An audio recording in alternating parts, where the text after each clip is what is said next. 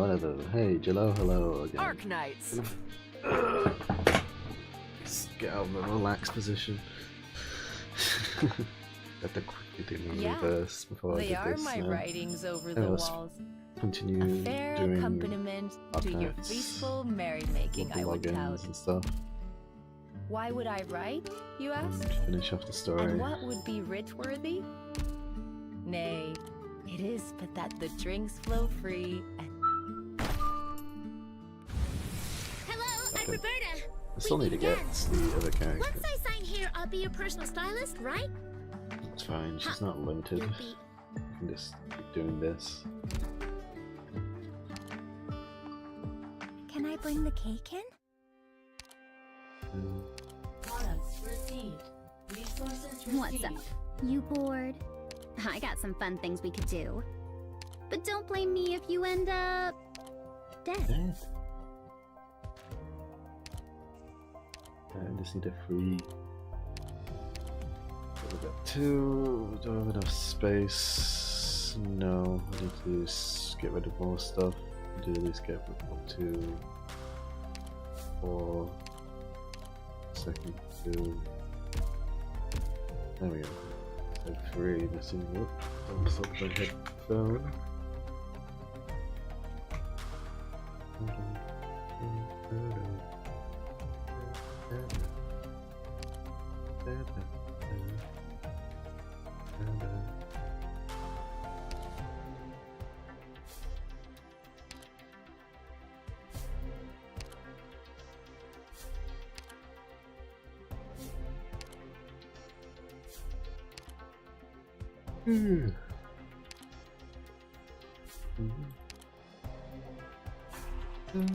Just need to like finish this story and get to a farming point, then I don't really need to look back on Arknights that much. Maximum limits. Maximum Can visits. I bring the cake in? I think a lot of people just don't really know how to do the base. I find this base okay. Just extra busy work, that's the problem. Let me see. Not as bad as Reverse's new Yes, the wilderness, layout's which is just good. a lot The of furniture extra won't attract clicks. any unwanted spirits this way.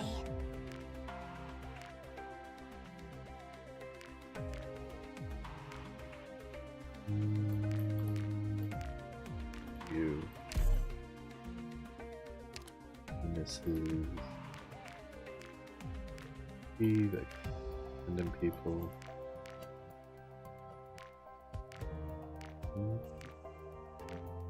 At least it's better than some old, messy detective agency. I still have lots to do. Let me stay here. You have such good accommodation here. This place is top-notch in all the foreign posting. I don't want to open my eyes. I'm worried the interior design... I very much appreciate the interior structure of this room. If that is how you want it. What am I doing today? Can I apply for a more comfortable chair? I thank you for arranging for me a place of respite. Yeah, sure.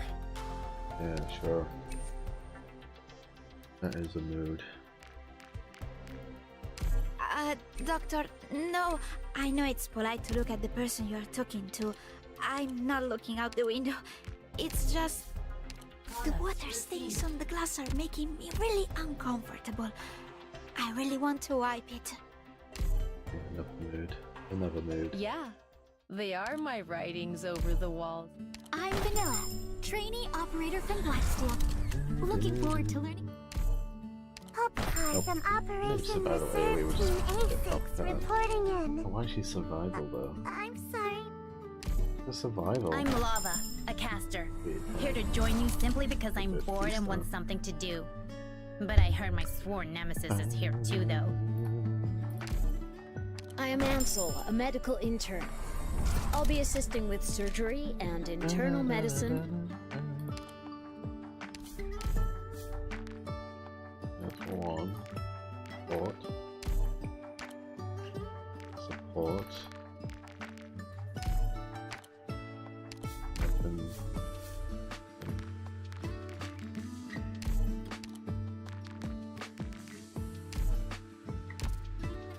That's enough. Well, display operators, get Typhon.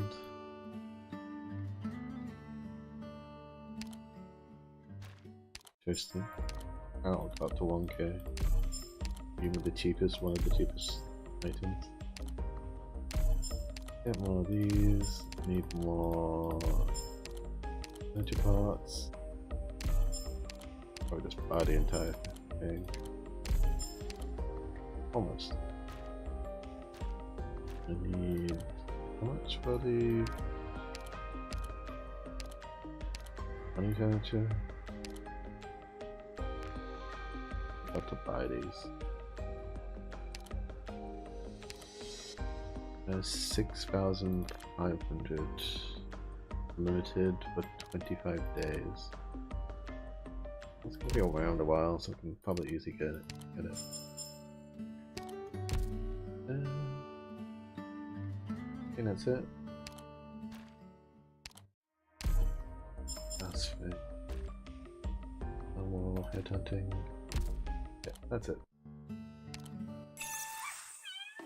Continue the story now. I'll do that horse progress thing. There we go.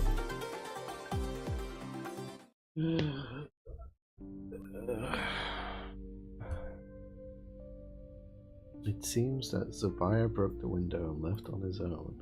Go find him and bring him back. Leave it to the museum, Pepe. I haven't had a proper rest for several days now.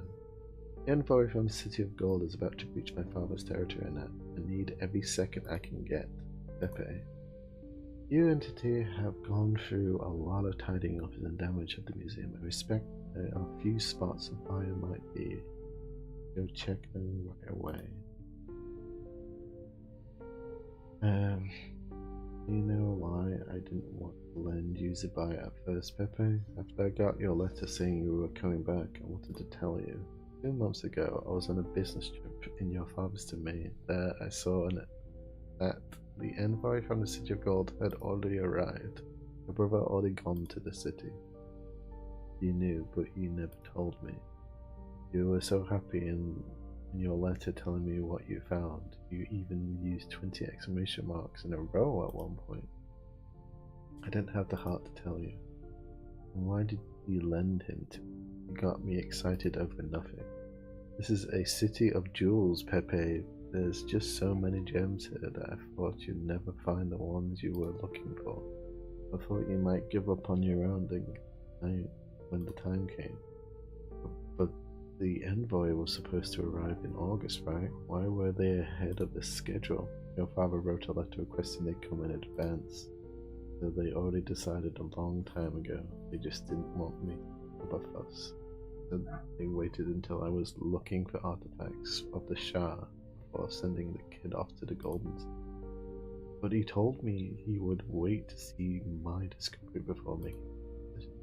The elders always make their decisions. Us can do anything about it. Did you see that brat too? Yeah, he must be real happy with himself getting to go to the City of Gold. I don't know how many times we fought in public or in private. I don't think he was particularly happy about it, Pepe. From what I could see, he looked like he's been hiding some sadness this whole time. He called me to the study that day, saying it was unlikely the two of you would meet again in your lifetime, and that he hoped that I could pass a few words on to you. What did he say? He said he hopes you will remember his voice. After that, he left. He didn't have much luggage on him, and only a portion of it was his. Everything else had to do with you and your father. Pepe?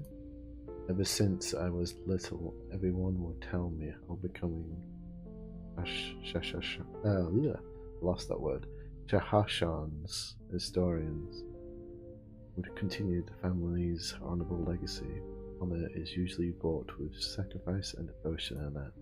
Entering the City of Gold and becoming a historian means never leaving ever again. Never to see your friends or family. All that comes with you is your scrolls and books. But you really hate being changed to a desk, don't you, Pepe? Yep, I wanted to spend my entire life walking across Argon free to look for every remnant and vestige left behind my history. But I couldn't do all that because I couldn't let the boy get what he wanted. Is it so tough for you to let your brother get his way and you rather be unhappy yourself? Ever since we were little, everyone who saw him would praise him as a quiet yet cool-headed boy, perfect historian material. I was the only one who knew how bad he was, that he loved fooling around. Making him sit in front of a table for more than a second was torture for him. Why did the two of you fight over the position of court historian? Because he didn't want me to go to the City of Gold. He didn't want me stuck there by myself. So I'm kinda the same. I don't want him to be stuck there by himself either. Weird family. A gem that would bring relief to sore legs after standing for too long. No, I have no need for it. A gem that will cause the other party to apologize of their own accord. Of some use, but also not what I seek. I can sense that the gem is extremely close, that there are far too many jewels in this house. Hearing footsteps coming from the corridors, Bai immediately hurries back to the huge gilded box to lie down. He senses an attentive gaze falling upon him, yet not a word breaks the silence because he opens his eyes a slither and sees a sand-colored animal. Oh, this cannot be. The creature jumps into the gilded box, bringing his face right up against Abaya's mask as if lightly sniffing him. A sable beast also sticks its head into the box.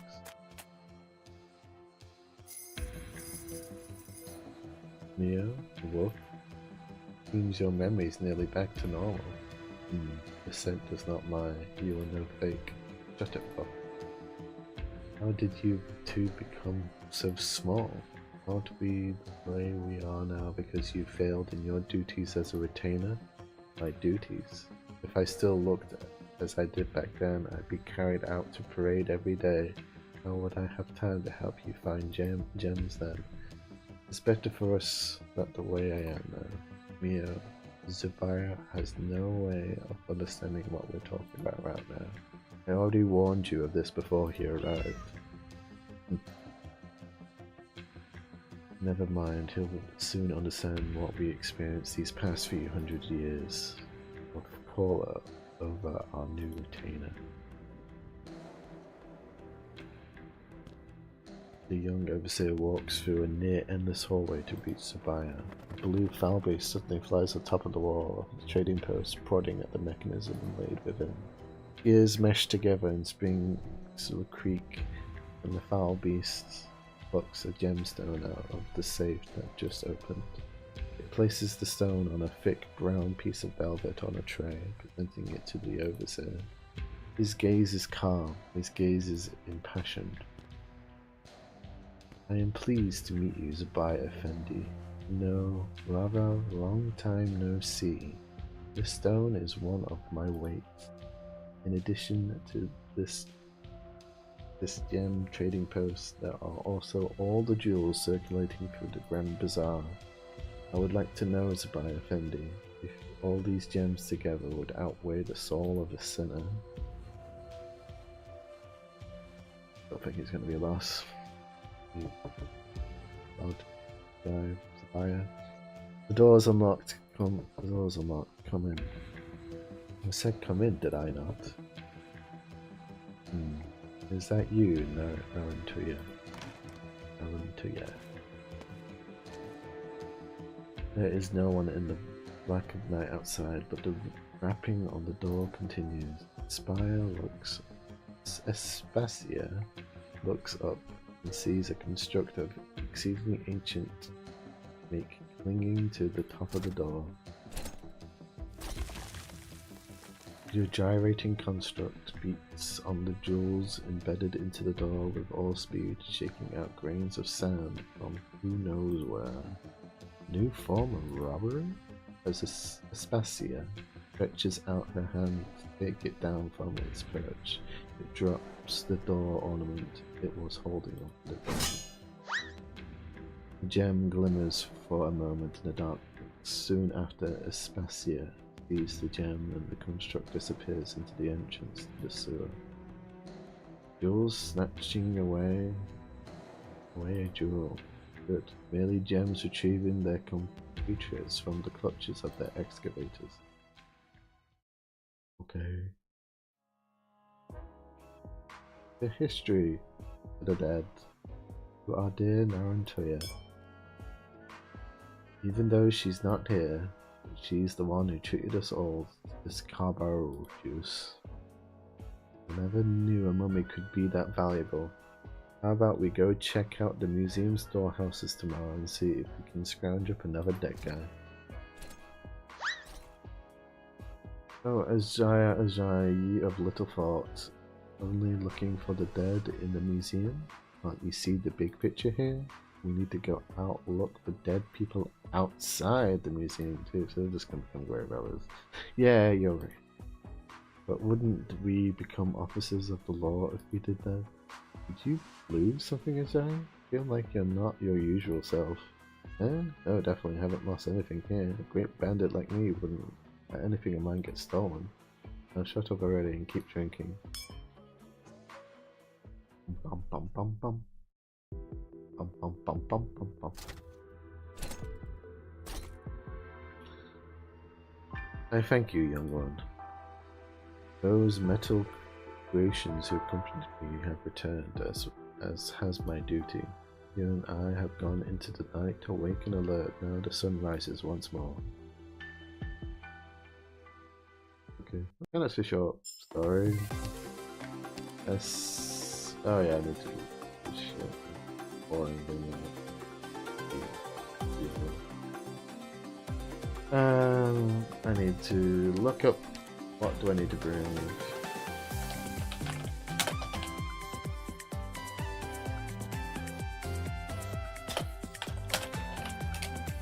I think it's just the same.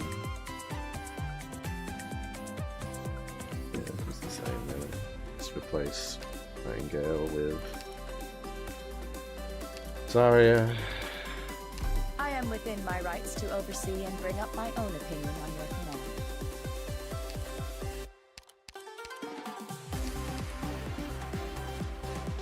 Oh yeah, I can at least need to think her along.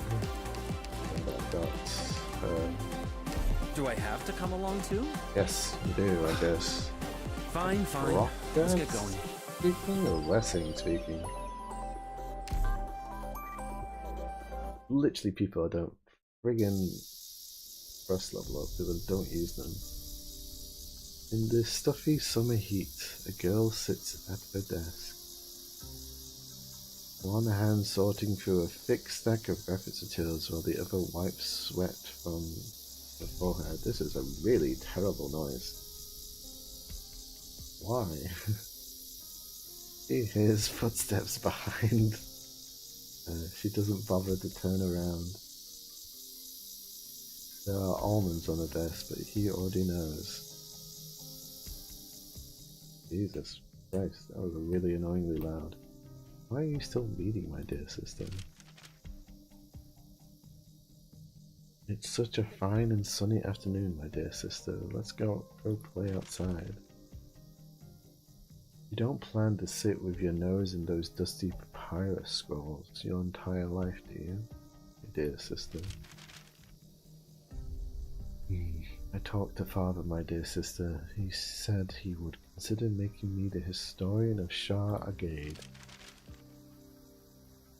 Being a pasha isn't so bad, my dear sister, so just give up already. Enough! Stop bothering me, you little pest. She quickly turns her head, but there is nobody behind her. Only the scroll she tossed at her brother sprawled out on the floor.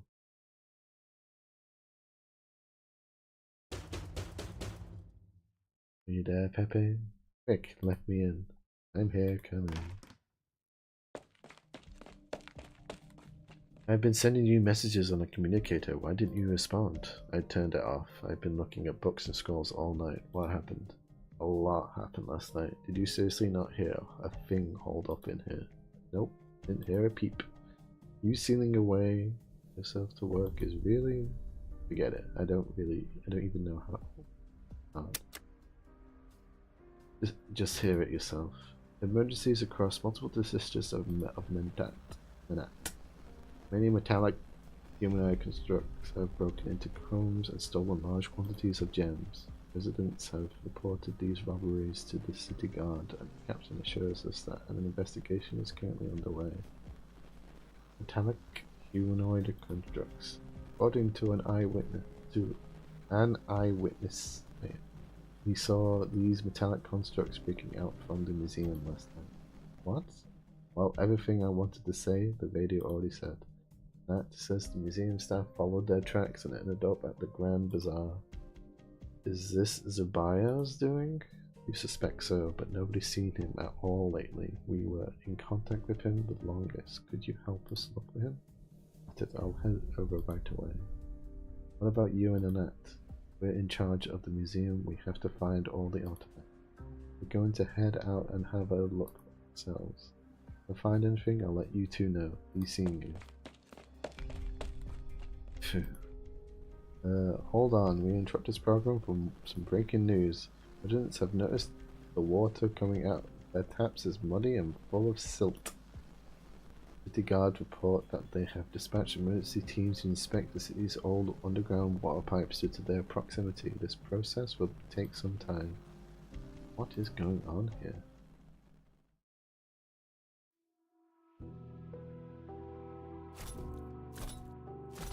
Someone has already told me the tale of this place.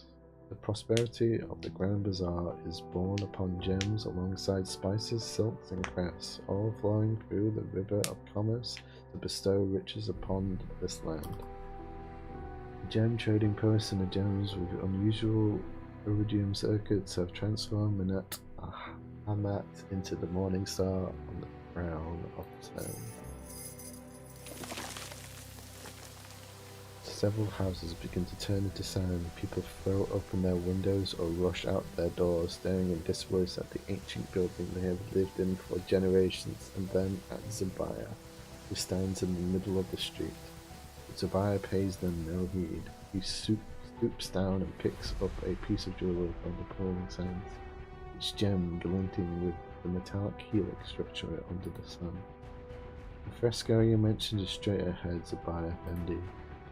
My mother's father once told me that the paintings depict the lives of ancient Sargonians towards the birth of Menat Hamat. Even if the river dries, the city is buried beneath the sands. It will not fade. It will not fade indeed, just like every gem that has passed your hand and mine.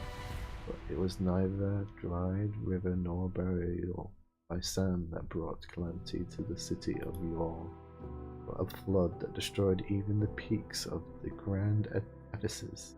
What remained of their splendor was eventually buried by the sands, becoming a secret of 1,000 years. Okay. Okay. Each rise of the sun and fall of the moons is a tiny repeat of the endless cycle. The brevity of a day and the span of a lifetime, the birth of a new city, the fall of an empire and mountains to dust are all similar repetitions. Effendi, if I may, I believe that while the fresco captures only a fleeting moment from centuries past, its value lies in that this moment will be repeated countless times to its beholders. The Shah ordered this fresco made not to ensure that his name would be remembered throughout history. He hoped to leave behind his interpretations of time and life, to serve as a foundation that the people yet to come could imitate. Here did the Shah of past and future build his trove, and so it was that during the long Aslan Wars, which raged after his death, countless lords Emir converted this place, until the hellish heat waves from the far south brought great change to the climate. A devastating flood ensued, toppling walls, diverting rivers, and leaving the land forever scarred. And so the people searched the sands for traces of the trove, but found nothing. Thus did they believe it was washed away in the deluge. The treasure hunters of the Lords Emir left, but the artisans and merchants came, establishing a new settlement by the riverside. I have been watchful of all that transpires here. I was ordered to guard the trove. That is my duty. I dwelled beneath the sands, fending off miscreants who dared approach for countless moons. As for you, young one, you should know better than any other. The Shah's treasure troves lies beneath this city.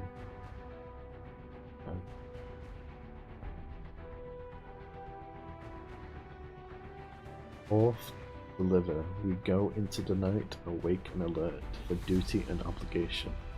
I thank you for returning this gentleman. It has restored more of my memory. The treasure trove started with tens of thousands of skills craftsmen and gathering up. The then desolate Manat Hamat.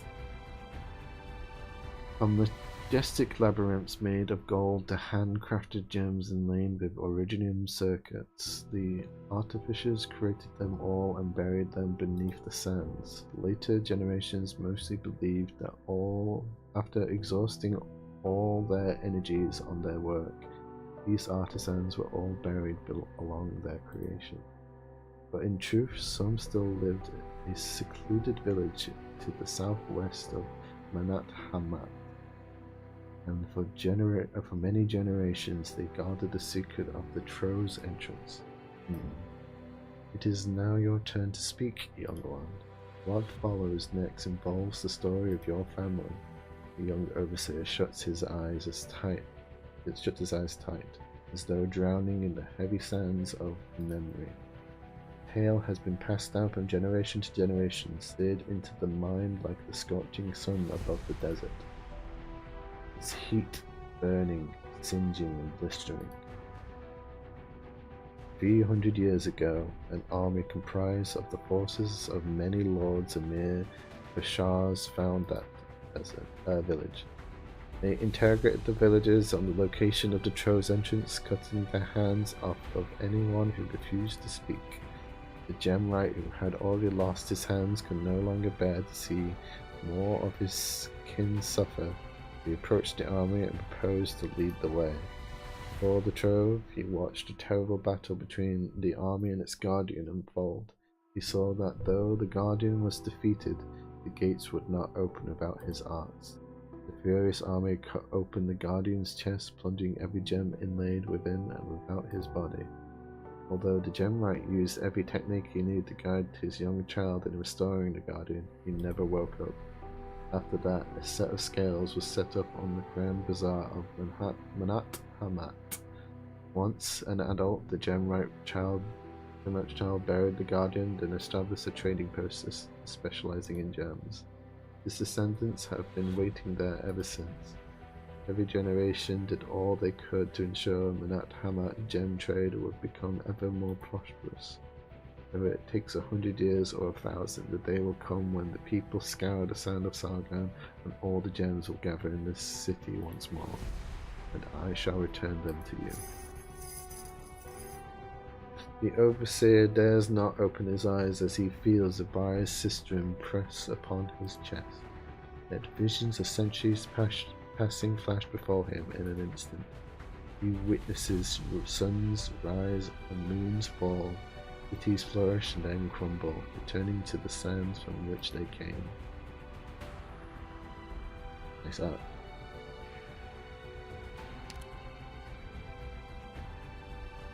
I have it.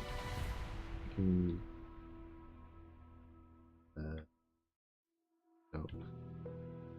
It's literally just print screen.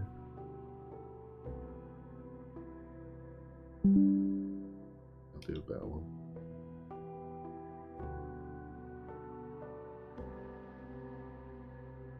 Oh my god, get out of the way.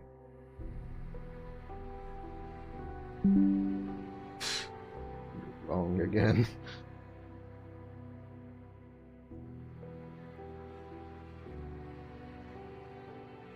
There we go, much better. He sees an ancient guardian walking in this boundless desert. The guardian spreads his arms, basking in the light of the stars, facing eastward to welcome the sunrise. Feeling watched, the guardian looks down and meets the young overseer's eyes.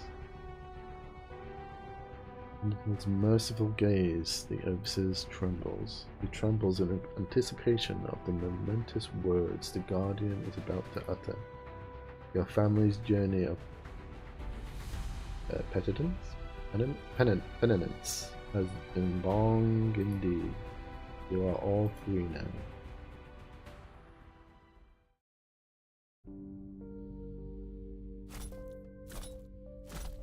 It's been quite a while, you two. Many centuries have I forgotten my duty, and now I return to the mortal realm. I, alongside the city, shall make up for the time we have squandered.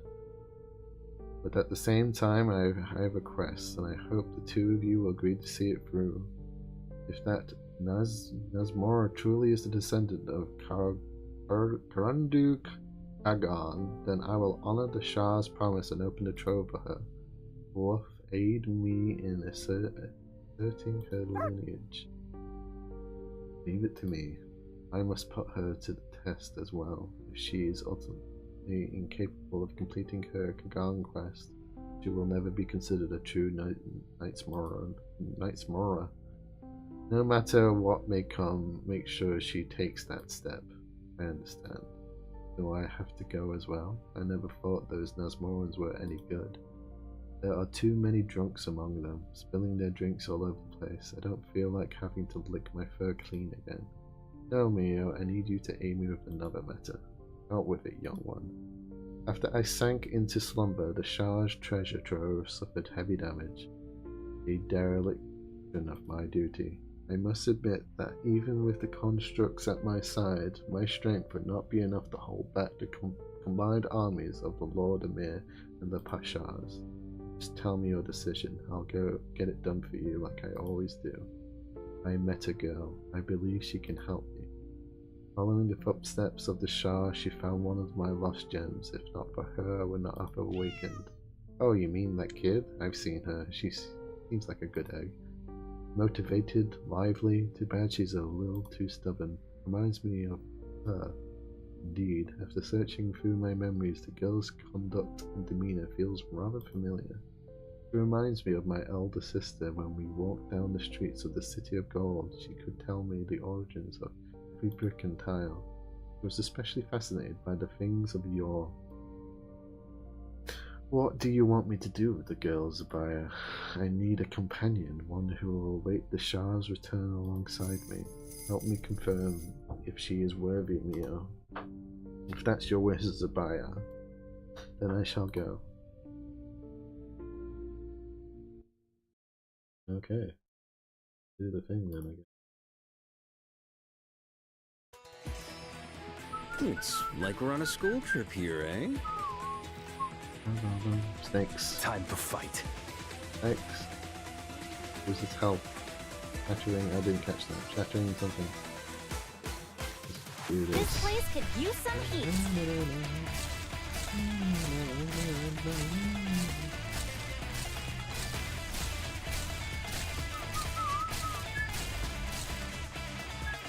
Vermin.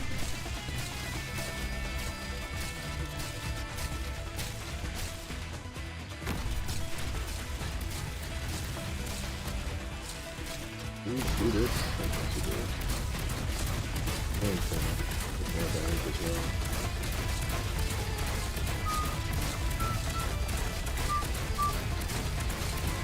Yeah, did anyone put anyone else? She's a healer. I just realized now. My blood's only gonna make this place hotter.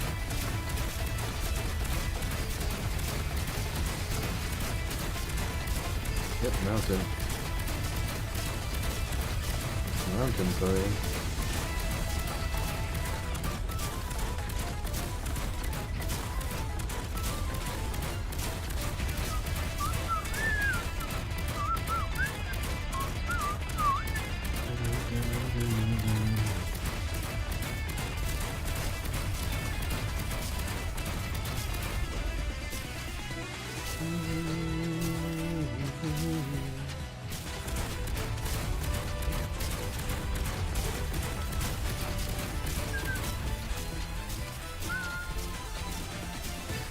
I've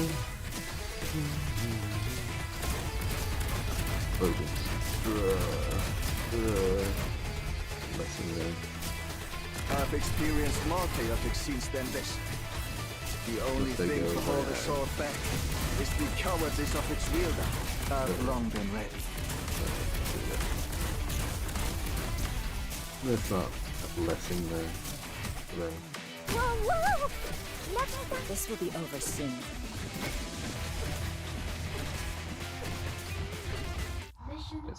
Damage. I am gonna have to We be out. The operation went auto-combat according to this. plan.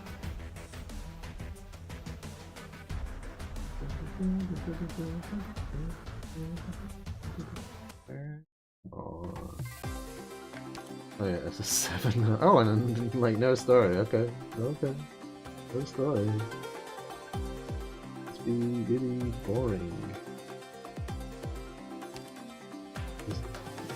Just vibes.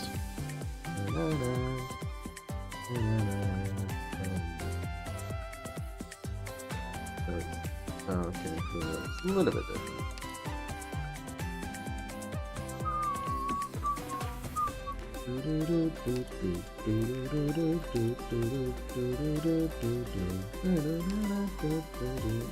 And a random healer. I mean, if I level up her, what is she? She's a chain medic that's hardly ever been used. Who's got low trust but as a healer? I think I maxed out every healer. Every healer except him and her. We just need another healer.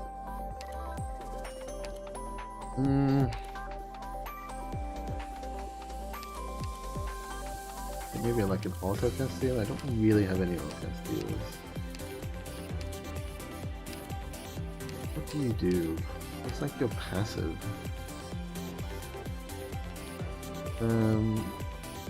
Target within attack range have taken less damage, take even less damage for any elemental damage. And then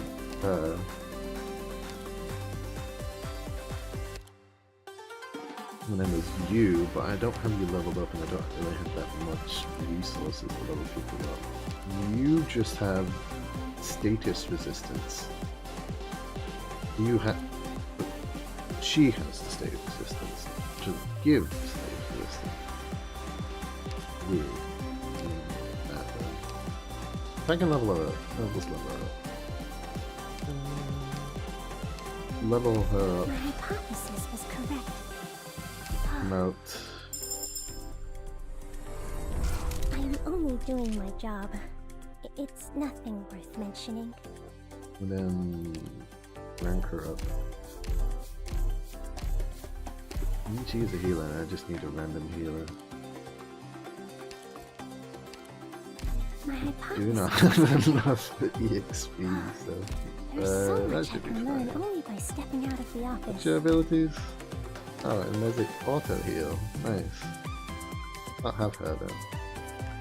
She's low level. Nope, don't need it.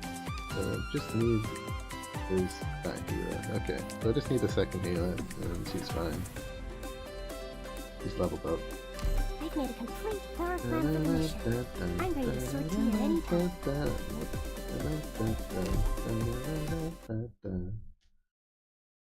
Oh, and it's straight into the fight. Okay, we're just straight up close to me and don't fall going behind. straight into it. Okay, no more I story. shall not make deals with war and disaster. I don't mind.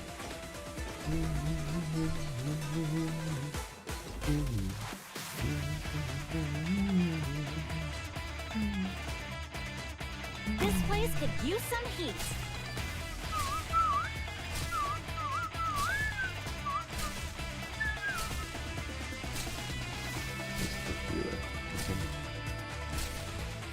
If it doesn't work, I'll just get another healer after that.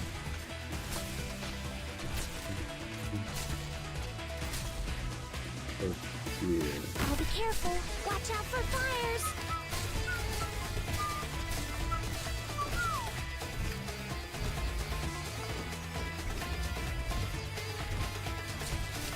vermin. Temperature stable.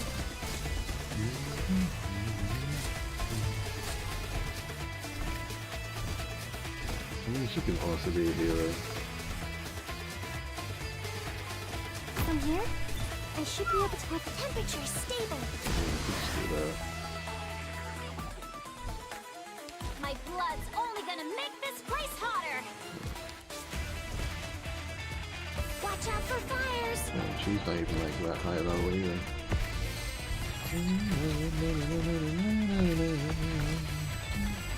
Did you randomly add that area down? Watch out for fires. I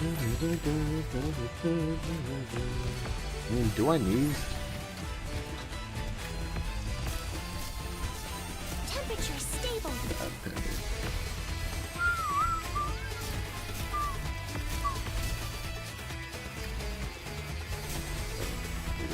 What the frick?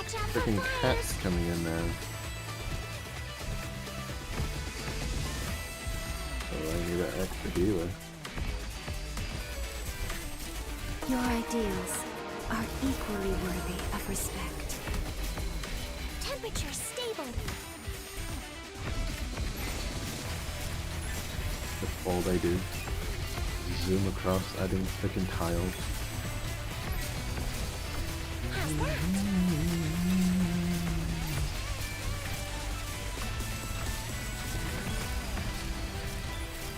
Okay, get rid of the freaking tiles. Let me go more slowly. Ah! I'm gonna step all over Get rid of the the tiles, yeah.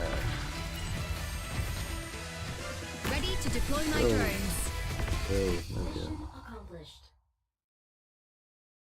Woo. Oh, story. Back to story then. Hey, watch where you're going. Sorry, Effendi, I was in hurry. In a hurry, not in hurry. In hurry. Are you okay? No, it's him again. Oh, well, I guess they used the same model. But he was the light bearer guy. Well, I suppose nothing's broken. Where are you off to in such a hurry? Don't you know there's trouble? First, those metal constructs sent all the gems in the city to the Great Bazaar. Now they're tearing down houses and chasing us out of the bazaar. Constructs tearing down houses? Yeah, they are flying stones and debris everywhere. Yeah, there is. Ooh, hey, what are you still going that way? Didn't you hear what I said? I need to see what's going on. What do you think you can do, girl? Hey, girl. Okay.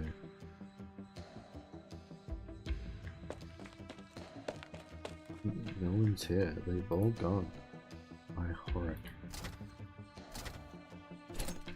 The streets usually bustling with people are now empty, save for constructs moving in pairs or triplets. They raise their arms and houses turn into sand. From fallen sand, tall pillars and walls emerge. Yikes, that almost hit me. Ow. Who was that? Wow. Huh, where did this critter come from? Wow. We're probably not saying now when it's yelling itself. No, this is no place for you. Go, shoo! The animal is not daunted by her shooing, instead sits down to leisurely licks its own fur. A suspicious Pepe decides to go around it. As she takes a step, the animal looks up and gazes straight into Pepe's eyes. In that instant, Pepe feels as though her feet have become nailed to the ground. But it is such a small animal. She gathers the courage to take another step forward. A deafening roar stops her. She feels her eardrums hurt. Cannot imagine the sound coming from a tiny animal that barely reaches her shins. It covers her ears and closes her eyes, winching as the sound wave almost knocks her over. As her ears stop ringing, she feels a massive shadow spinning upon her. Big cat.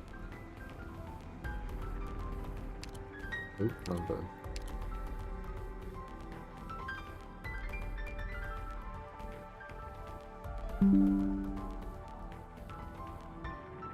Pepe opens her eyes to see a formidable creature prowling in the middle of the street. Faint patterns with a wondrous gleam broken upon its sandy fur. Transfixed, she meets the beast's gaze and feels as though her very soul is being drawn into those golden eyes. Her breath and heartbeat seems to fall under its control, ready to cease at will. Unable to move a single muscle, she watches helplessly as the beast slowly approaches its crimson maw party and swallows her whole. All goes dark.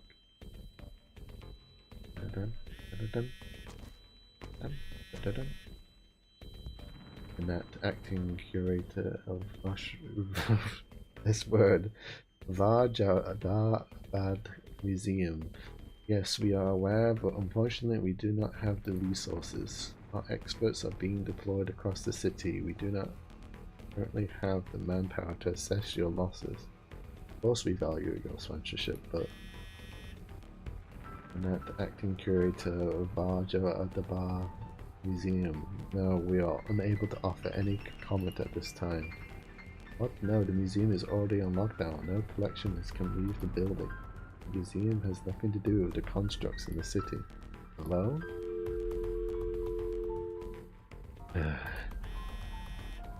Acting curator. Sorry, we're getting a lot of sand and dust here. I assure you, on behalf of this museum, that we will offer restoration services at the earliest opportunity. Praise Lord. The constructs have built a statue in your garden and 7 pillars. May I have a description? Yes, the ornaments you described fit the traits of the 1st century art style. It has gone into decline prior to the founding of Manat Hamat. Many of its techniques are considered lost. I will send someone as soon as possible. But can you go over... Do you think it's possible that the constructs can build, sculpt and master techniques believed to be long lost? I don't want to, but looks like we have a bad feeling about it too. Which is why we need to see it to believe it. What is it today? You said see it to believe it, right? By the dry wind, sands creep up like an overflowing river, covering the feet of fleeing passerbys. Grains of sand gathered before their eyes are formed into shapes as though poured into invisible molds. The pillars and walls begin to rise from the streets.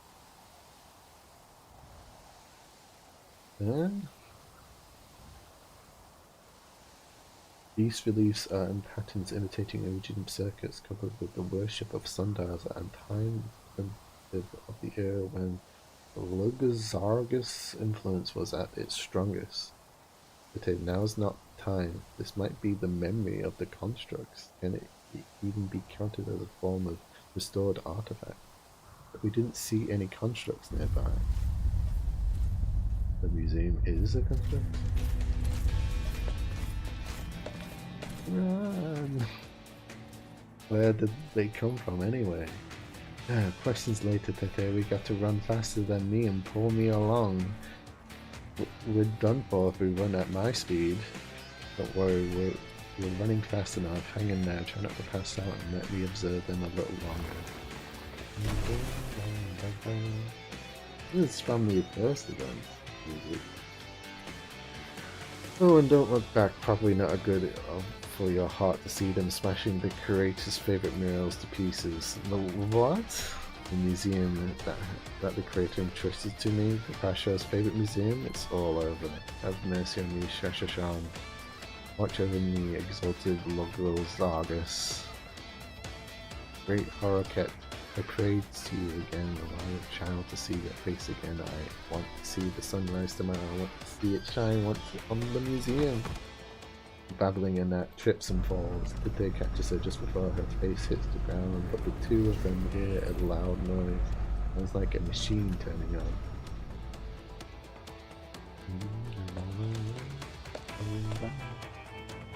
You know, Tuya, we finally found you. We haven't heard from you since you bought us drinks last night. We were so worried. I haven't had a shut eye in days, so I slept in longer. What's there to worry about? Anyway, good timing, give me a hand. Why are you still helping other people's carry stuff. I'm not doing this for anyone else, it's for myself. There's obviously an old statue, better to get something out of it than just leave it on the streets. But Naotea, isn't it made of one of the metal constructs? Huh? What metal constructs? Lay it out for me slowly, I might have slept too silent last night and missed some headlines. I thought you were the sharp one, Naotea. How could you have missed it? There were weird metal constructs all over the street. Didn't they come at you? They're tearing houses apart, making walls and pillars out of sand and grabbing gems. Maybe you should check.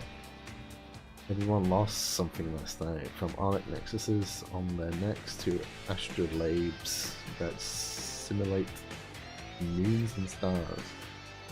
Is that what happened to your hairpin? What? Where did my hairpin go? You got one thing right, I'm sharper than you. And I'm starting to feel that something is off. Anyway, now that I have the intel, time to come up with a plan. Take off any gems you're wearing and hide them. If those metal constructs are robbers, let them come to me first. Join the fleeing crowds and get your smoke bombs ready.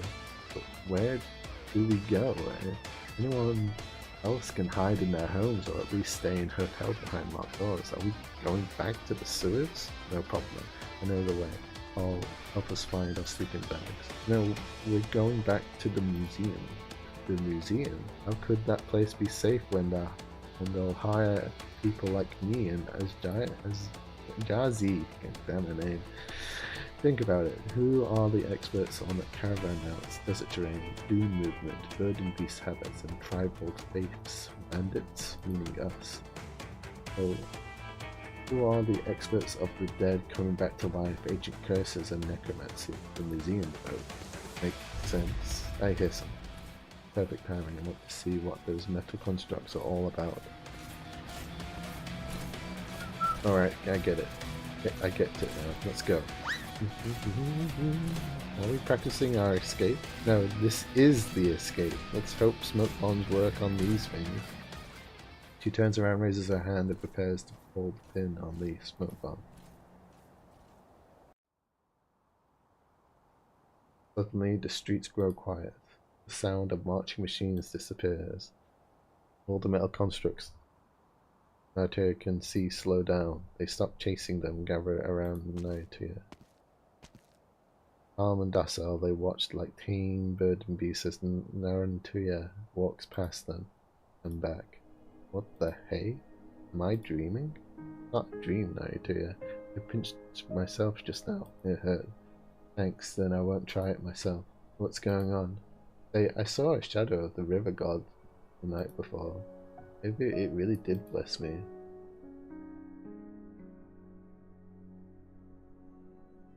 I understand now. As Jazi Ajani go on to the museum without me. What about you? Divine duty. I need to find someone. The river god must have wanted me to act the hero and show us Aspasia that I'm the boss.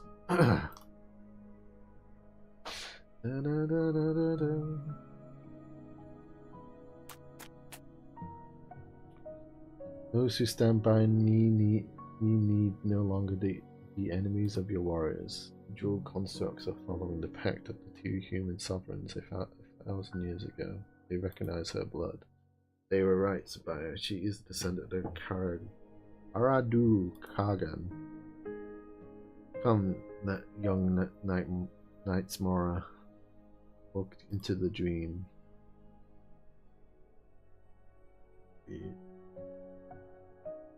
All must return to the existing order. None may disobey the rules. Where's the farming resources for these? Not that one.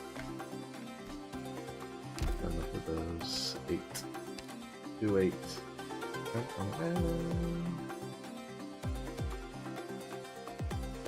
2 more missions to do. Big story at the end. Okay.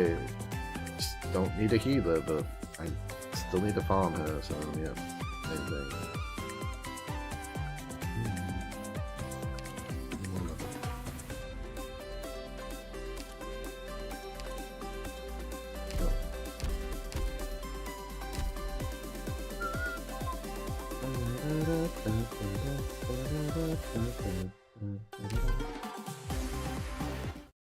More story.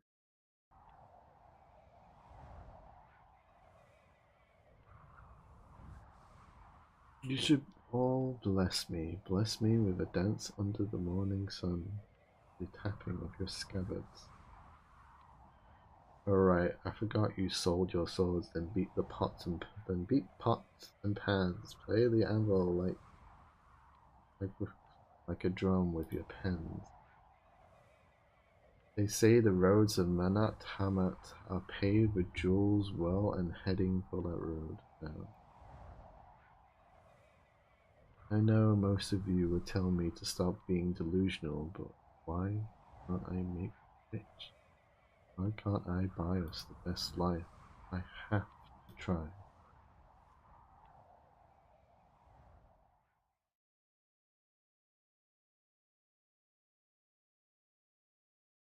Where am I?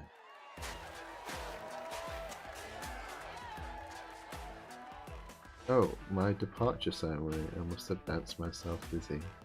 I give you my blessing, Naya, too. There's a caravan I know that regularly visits the City of Radiance. If you do make it there, seek them out. I knew that you would have some useful connections. One more friend, one less trouble. Thanks for the blessing. I'm still worried, Naya, too. What about? How many times have I told you? No one's going to get revenge on you when I'm gone. This has nothing to do with you. You chose to work for me and not a sim because I am just that charming. All the sim resents me for it and speaks ill of me everywhere he goes, but he's just being petty. And those jealous haters had to bang me together and set me up. My fault. I'm so lucky that I attract both golden people. But you're the one that I'm worried about, Nayatuya. If you just wander into the desert with an empty satchel, where will you do when you can't find water or beast? Huh?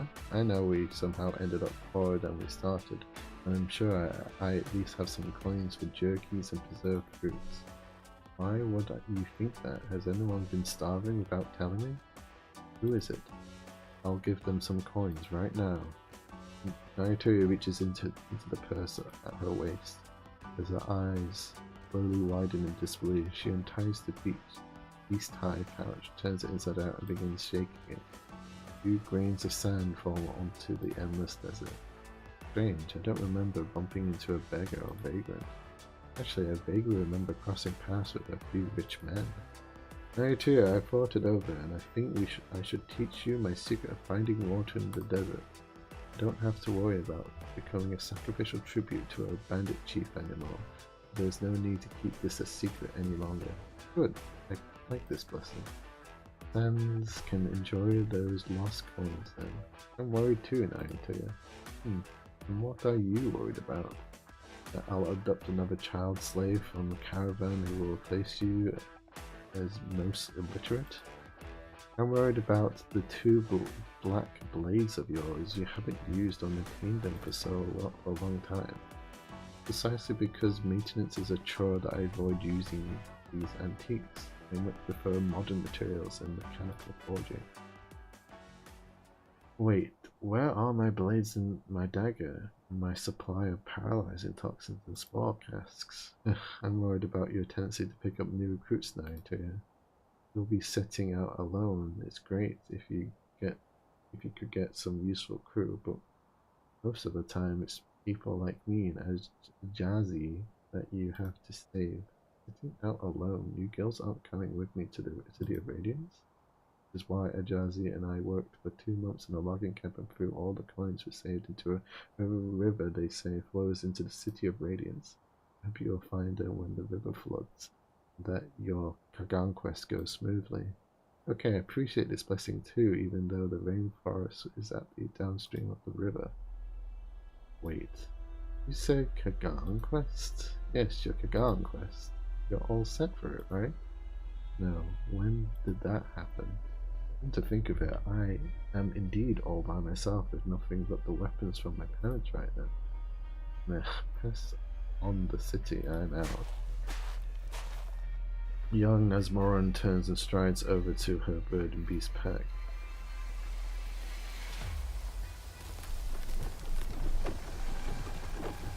At At that same moment, towering walls rise up from the sands, even part piercing someone that seems to be blocked off. Where are my bird beasts and my tent? Naito rubs her eyes, as if trapped in a museum. As if trapped in a nightmare of her own making, her field of vision narrows until only one path remains. Step forth, prove your bravery, embark on your Kagan quest. Just take the step. No, wait, this Kagan quest is too scary, I'll die. No, wait, not here. Strange, the metal constructs here are not moving. Someone on the ground? Hello, can you hear me? Hold on, I'm on my way. Out of my way.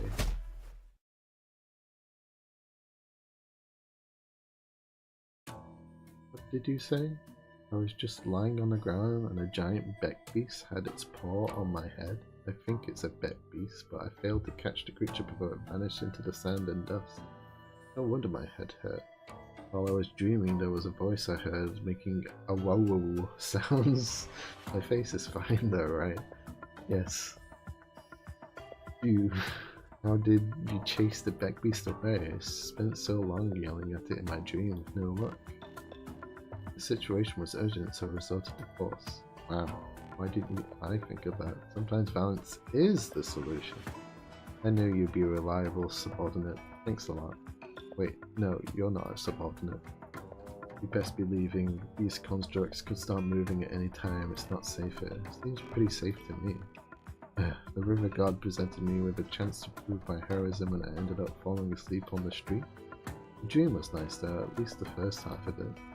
The streets are in chaos while you lay on the sands and had a good dream? Yet, I dreamed about my departure ceremony. Everyone was cheering me on, even their feet were spot on. How nice would it be if my former subordinates would actually be supportive when I was setting out for Menat Hamat? I talked to Jazi and Ajani briefly after you left the hotel. Did they tell you most people think I'm delusional? They did, but consider this, if one has to eventually wake from one's dream, why not indulge in a bit of fantasy before that happens? Can't help but laugh. Perhaps there remains so much of each other than that we do not know, but for now I'm simply glad that you're safe. Aspasia sends her hand to Naruto. So does that mean we're good? All good? Hold on.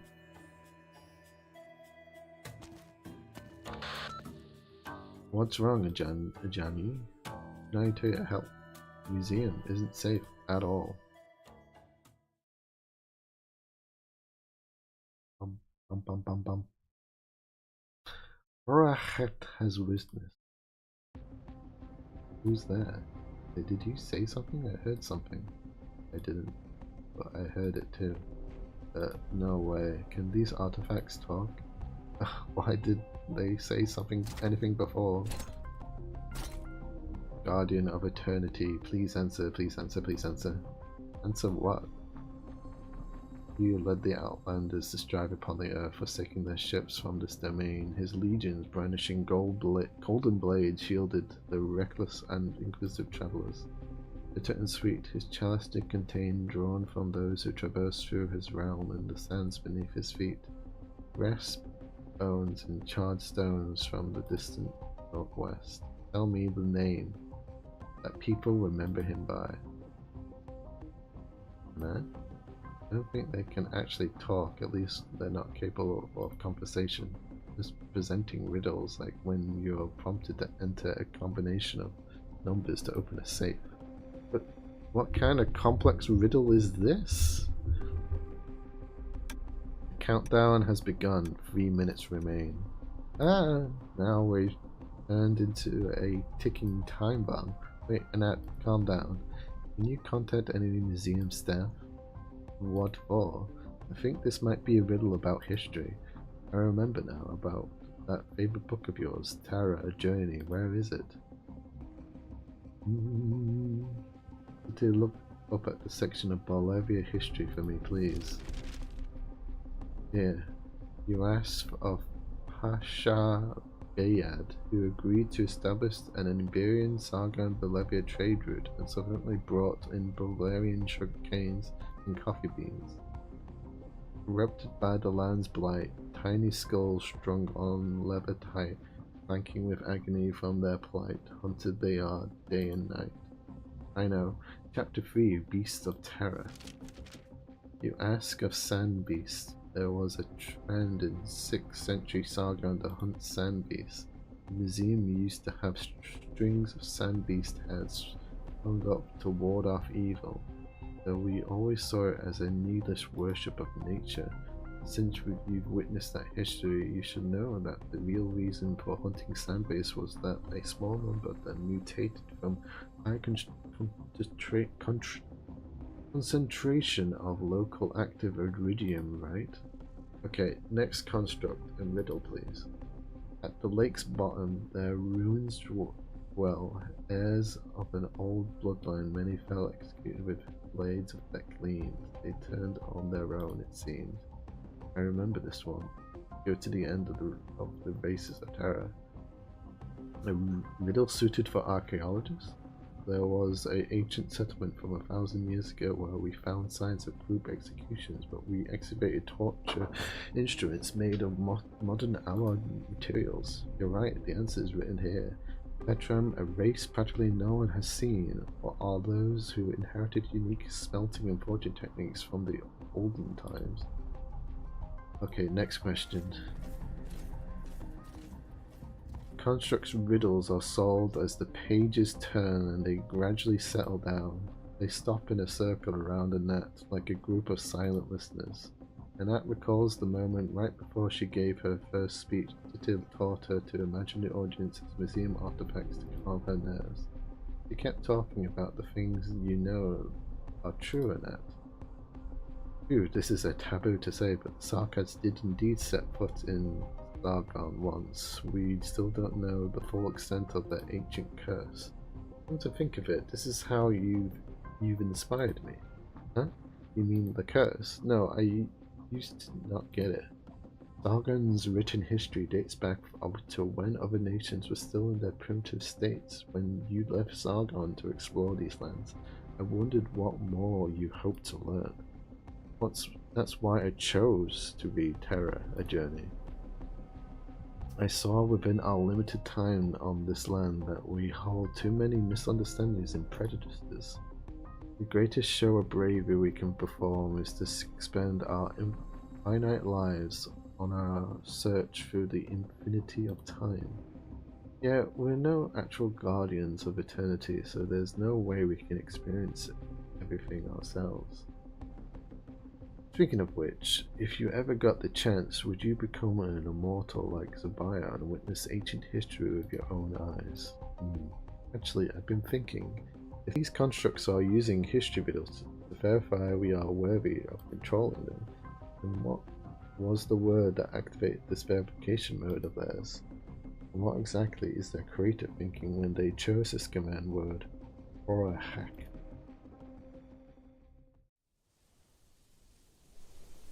It's dark. Where am I? I'm in that monster's belly.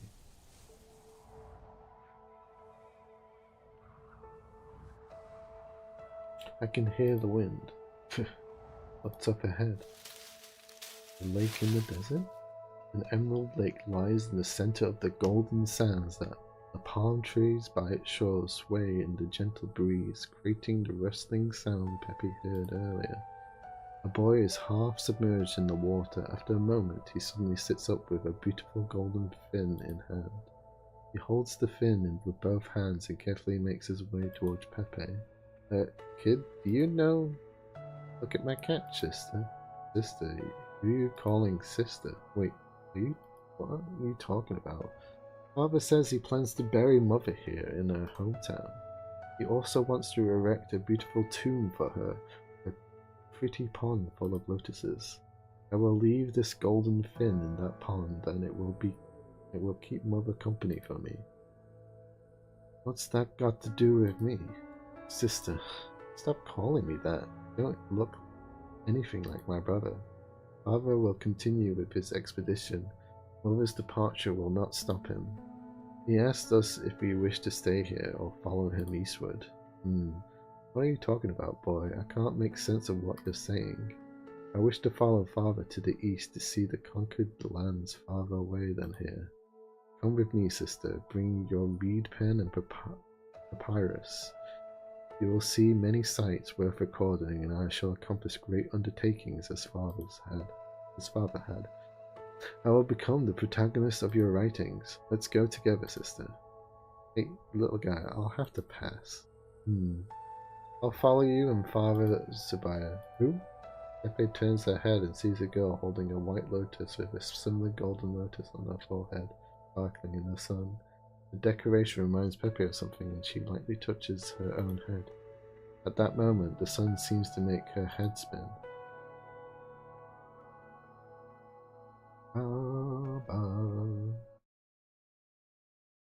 Okay. Stay close to me Which and don't side fall do you behind. go?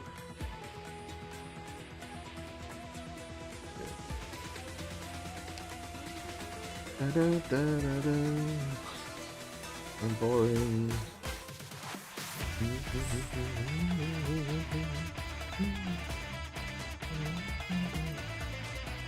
This place could use some heat.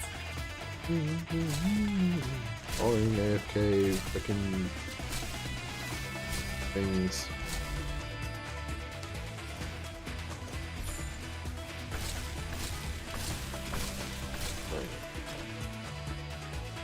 All the best. This may be a little hot. Mummy. What's your defense? Vermin. Temperature stable.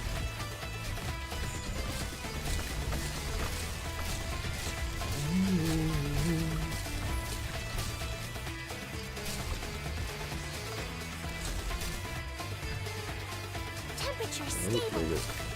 Oh, buddy. My blood's only gonna make this place hotter.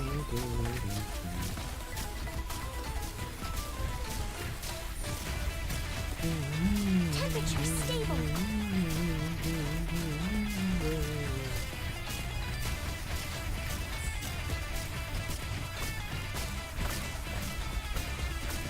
Watch out for fires.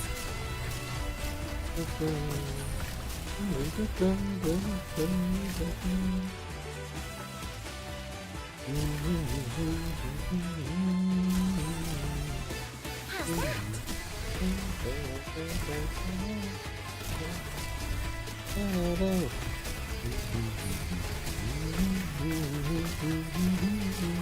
This may be a little hot.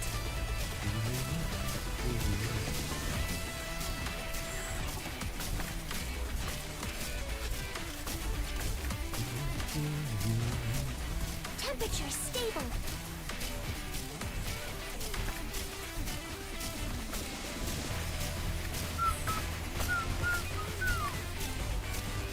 Mission accomplished.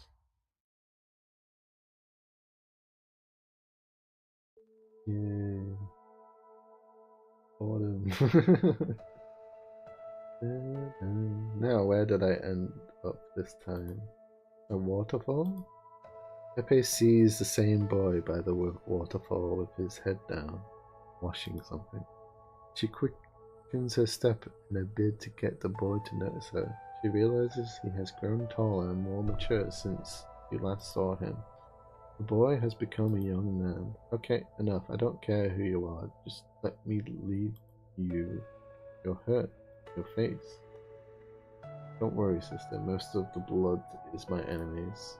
The battlefield was more complicated than I expected, but they were no match for me. I won. Sabaya, I went to a temple in the Arslan rainforest and got a blessed amulet for you. I pray it can protect you from harm. I'm not afraid of wounds, sister. These scars prove I have grown. Pepe looks down and spots a long sword lying horizontally by the half-kneeling youth. Several streams of fresh blood flow from the sword down into the nearby pool, dyeing the water pink. Pepe turns her head and sees the girl behind her with a gentle smile on her face, but also concern in her eyes. She turns back only to find the scenery around her has changed once again.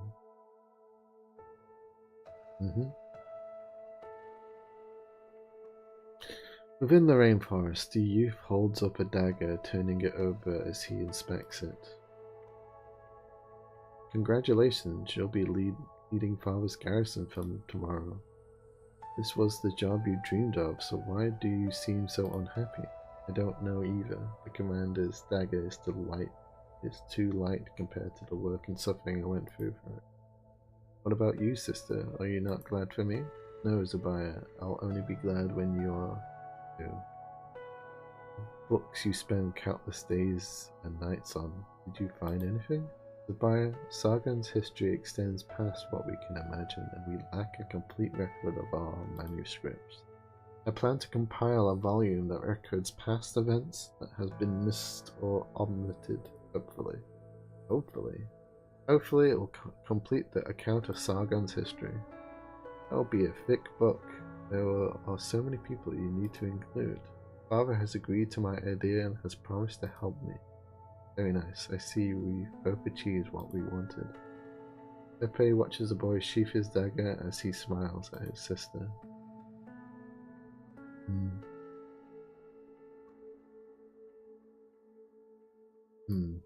Where am I this time? When does this one take place? Zabaya, why do you seem upset? That Karanta from the east has changed Father into a much different man. All these years, Father had remained stoic even in the face of uprising and challenges from various tribes. Time and again, would reorganize his troops and fly his banners. When Father sliced his enemies apart with his sword, even the warm blood that spurted from their necks could not melt the cold gaze behind his mask. But that Nazmora, when Father fought him, could almost see sparks, not just from their clashing weapons, but also in his eyes. I had never seen him look at anyone with such fervor. Zabaya, I can sense it. Our father's passion for our country has long since faded. I heard some worrying news. Father plans to invite Karandu Kagan down south to wage war against those invisible forces.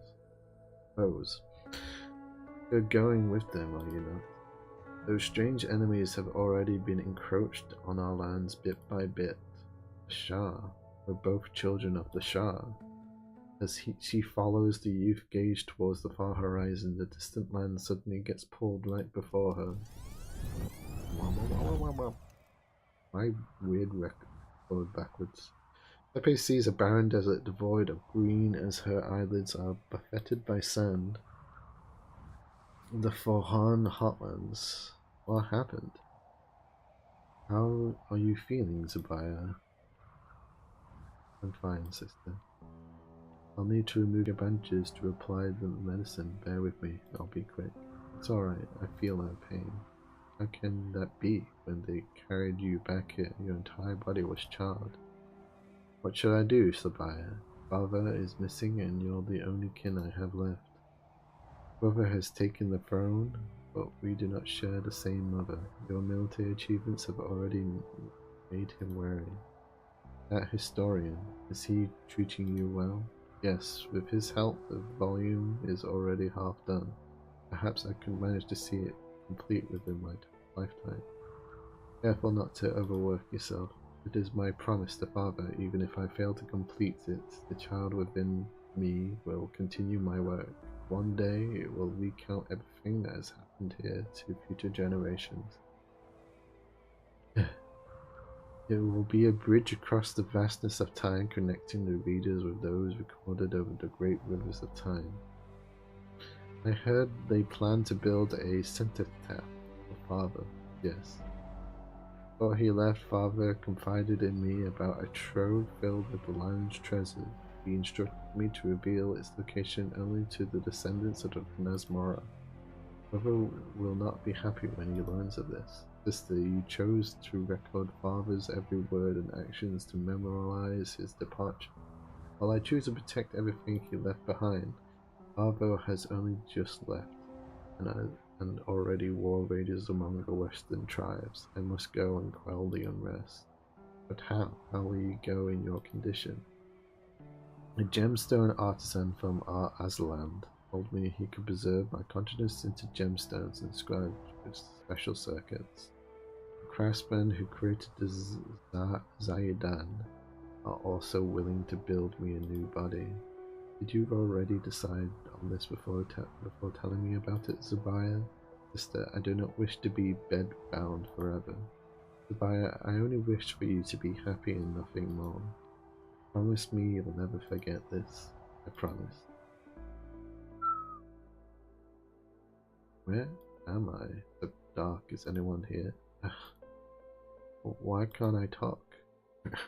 Can't move at all. My limbs are all bound so tightly. Are you ready? I'm about to remove the brain. Brain? Administer more sedative.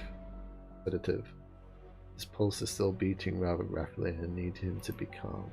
Are you talking about my brain?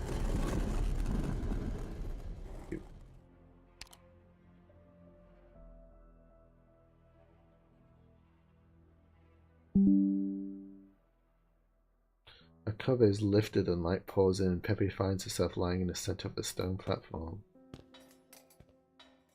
People around her come and go as they apply sticky, pungent medicine, tightly wrapping her body with linen, restricting her attempts at movement. Her observations are cut short when an old man walks towards her with a small knife in hand. Pepe would have panicked, but the sedative starts to take effect. She feels someone holding her head down. A tiny blade inches towards her forehead. Is this what Zabaya went through? When they transferred his consciousness, he was still alive.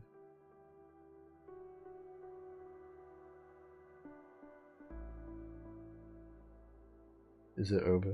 Is this what you wanted to show me, Zabaya? This is only the beginning. Tell me, what else did you go through? After quelling the rebellions for my brother, I bade farewell to my sister and ventured alone into this desert. Here I stood guarding over the treasure father entrusted to me, awaiting the arrival of a Nasmoran descendant. Yet through the long centuries of change, a Nasmoran would have forgotten father's promise to Karadun Kagan and never came, even when I was vanquished and sealed beneath the sands. And he spent nearly 1,000 years just waiting there. I have witnessed lives come into being and pass away, cities rise and fall, with prosperity comes decline, and with life comes death, an inevitability for all. And with each end comes a new beginning, the cycle repeating endlessly. Father was right, everything that transpires is but a continual time loop, and the future is naught but a repetition of the past. I began to hate myself for choosing to become eternal. I wished to forget that my sophisticated memory system prevented me from doing so. It kept my experiences fresh and vivid in my mind, every detail distinctly clear. Pepe, you once told me you wish to become one who remembers history, both written and recorded. You wish to witness the truth behind the history with your own eyes. But that comes with a price, Pepe. Tell me, Zabaya, in your lifetime, even the unbearable suffering you've been through, did you ever consider forgetting your father and sister? Never. That's my answer too. We should remember the things that shouldn't be forgotten, even if they bring us pain. Very good.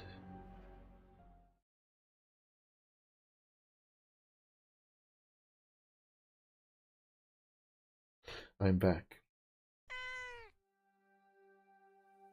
There is no gigantic ferocious beast, moist rainforest or scorching sandstone. In the middle of the street sits only a small animal casually licking its fur. Why did you bring me inside Zabaya's memories? It was a test he set for you. You could only see him if you passed it. Was he the one talking to me inside the illusion? No, that was actually me, though the question was indeed his. Did I pass? You failed. Just run back to wherever you came from, little girl. You seem pretty satisfied with my answers, though. No, you just imagined it. I have to see him. He's the one who started the unrest in the city, so only he can stop it. Besides, he's the only one who helped me reach the Golden City, so I can't miss this last chance. Silly girl, do you really think being the historian of Shah Agade is a good thing? You serve at the hand of the Shah, and so your tongue is cut out to ensure you can never speak his secrets. You write only what the Shah wants written. You are no longer yourself, only a gilded mouthpiece.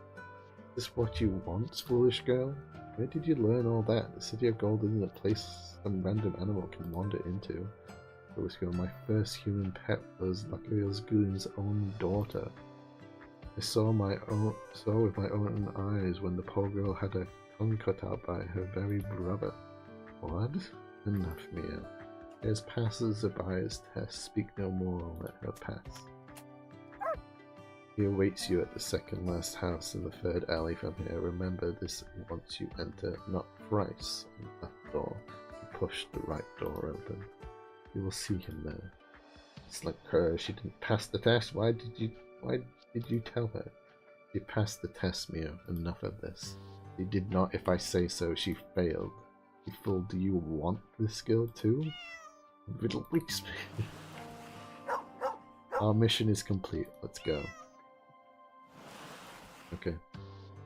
Wolf grabs Mia by the scruff and disappears down the alley, leaving it behind only drag marks. Piece of shit.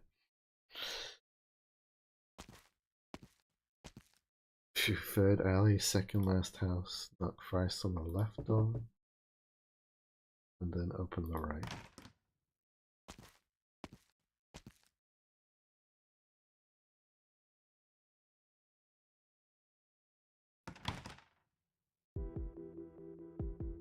We meet again, Pepe.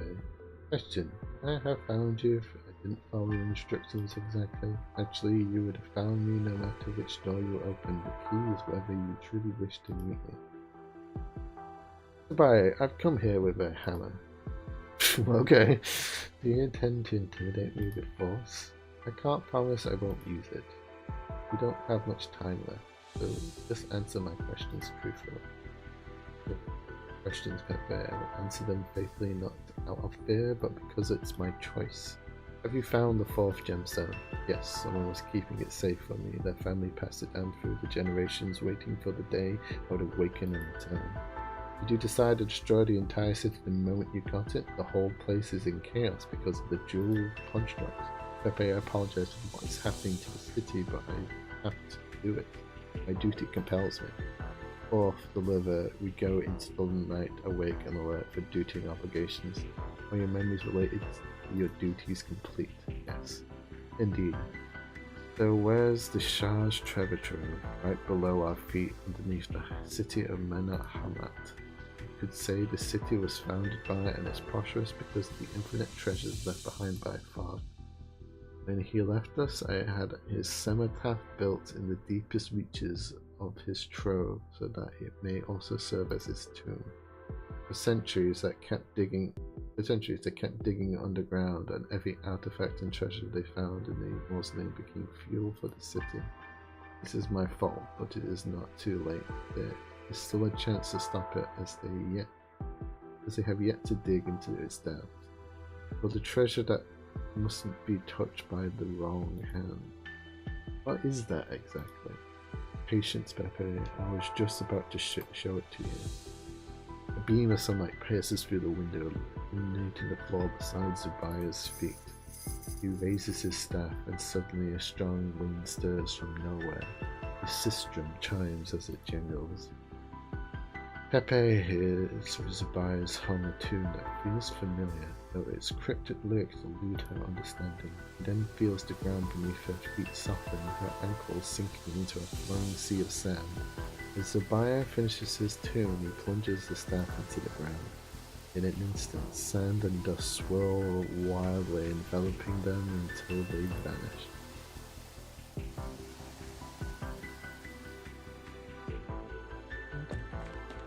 Water. Bring me water. Hurry, your curator spoke too much and is having a heat stroke. Bad news, Tete Hadmin. I'm afraid the museum hasn't had running water for a while now. Or to be more precise, sand is pouring out of the taps. Can't even stop it. You work here? I don't recognize you. No, wait. Sand pouring from the taps? Yep. By the way, we met your staff at the entrance, and she asked me to pass on this leave quest and a bunch of books. It was unclear where he was headed. The river water is too muddy to be used, and all the nearby water channels are full of nothing but sand. And all of these happened while we made our way here as quickly as a rising tide. Talk about a flood festival, only it's sand. I have no idea. Hey, Hannon, why did you turn so quiet? Bad time to make witty comments, I see? Anat, we're going to die. You've only just realized that after everything that's happened today? Hey, Hannon, could you explain what's going on? To put it simply, if every gem in a city can be removed from its place, then the ones used for water purifications are no exception. If too many of them are removed, the water purification system will stop working, changing the internal pressure and causing sand to intrude. If this happens, the constructs will have an endless supply of sand to build their pillars and walls, ruining the city. Also, today I'm worried about something worse. Such a sudden pressure change will almost certainly damage the city's ancient underground river canal system. I didn't want to mention it for fears of it coming true. Now I'm really scared of this city. Go on, what happened when the underground canal damaged? A large volume of water will seep out and loosen the sand, forming quicksand. The whole city will sink underground, and the modern materials the constructs can't use will be buried deep down in the earth. And this is just speculation, but the constructs have been building their pillars and walls for a specific reason. They're trying to recreate the way the place looked in their memories. We, along with centuries of urban landscape, will be buried beneath the sands. Ugh. You need me to elaborate further? Nah, I got you. If this city sinks under the sand, everyone dies, including my crew. We're royally screwed. So there's only one path I can take to keep them safe, yes? Why must our world be enveloped in strife?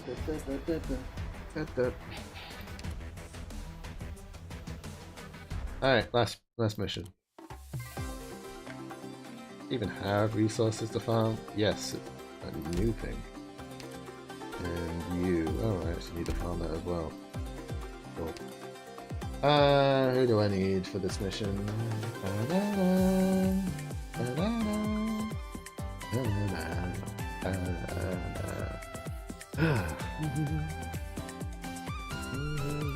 Okay.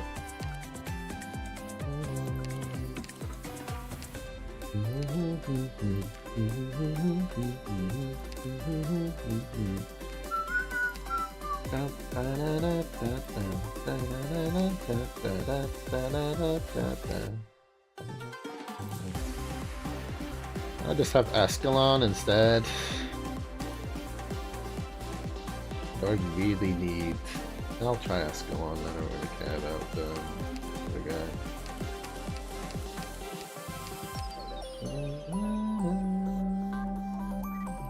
Do I have to come along too? Yes. Fine, fine.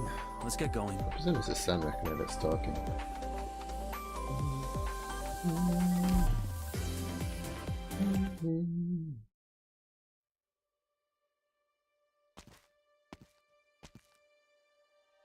Welcome, Pepe.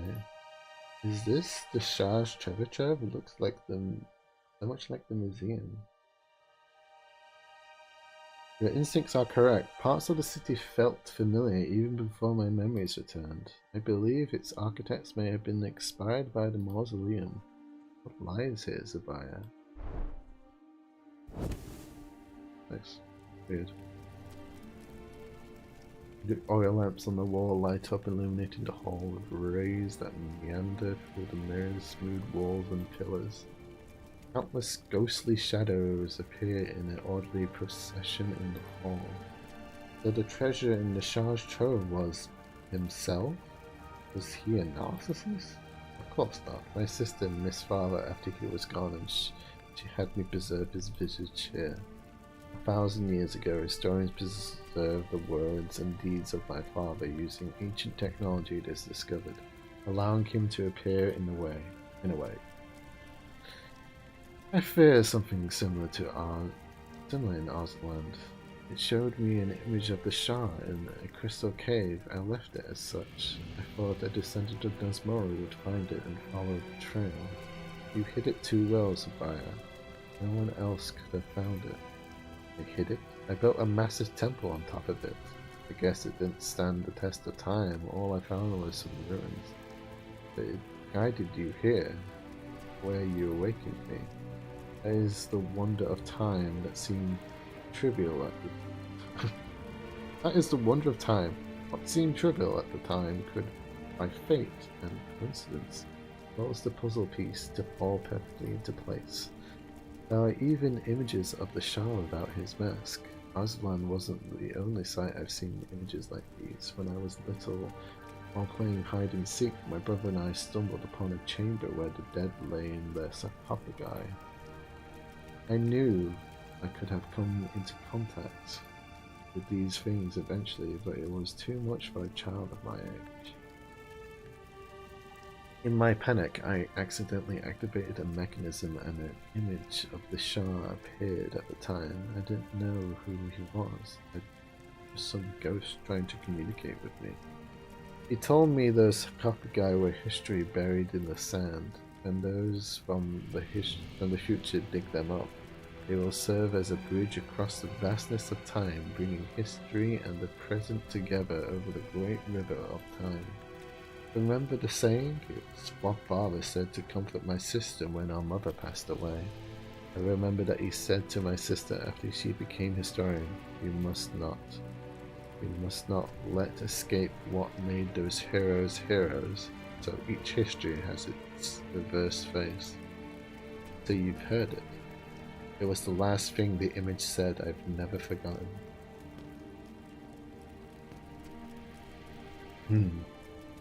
Nice.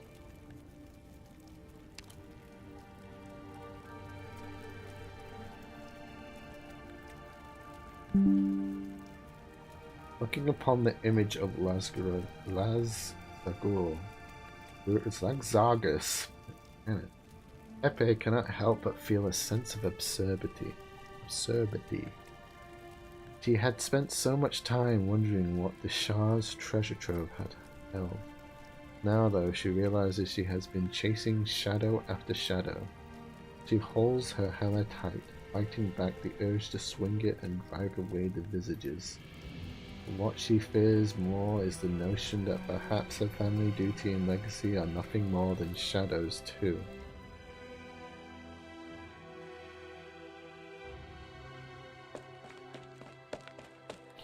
Tetea Hanem, I've contacted all your staff in the directory.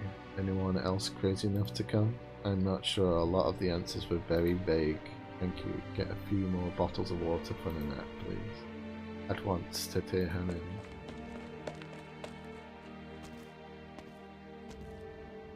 Brave souls like Azja and Inaraja are hard to come by. We only have a couple of hours in that. The best thing we could ask of them is to make a run for it outside the city. Sorry today, but I'm busy comparing the city's survey records and I don't have time to think about that. But you know why I stayed, the same reason as you, duty.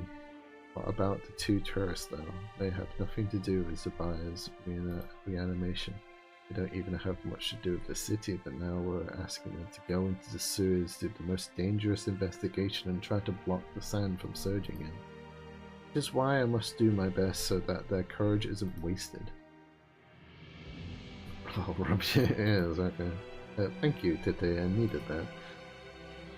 Look at this construction logbook mentions unusual geological structures. I'll mark them down. Say, Tete, I never managed to publish my research on Zabaya, and no one will ever know about our explorations of the subterranean structure of the city. Will Father be disappointed that I died without leaving my name behind? Blame Pepe, our dear princess was just too good at her job. Razvar Effendi. I apologize, esteemed overseer, but the museum is not in a position to offer your hospitality during this emergency. Please, no need for formalities. I'm no longer the overseer, just a humble craftsman, free again at last. The museum cannot guarantee your safety at this time. We must advise you to leave the city centre as soon as possible by any means possible. After I handed everything over, I stood before the flowing sands of Zabaya Effendi for a while. You saw him? I saw him attempt to prepare one clay structure after another using art. Eventually he stopped and said to me, "Such is our duty. I understand duty is what we uphold to the very end, without ever asking why, to whatever end. What can I do to save the city?" Well, you kinda caused this, dude. Alright, it's time to show my leadership skills. Soon you'll realize that you should have listened to me and stayed in the museum to protect the others.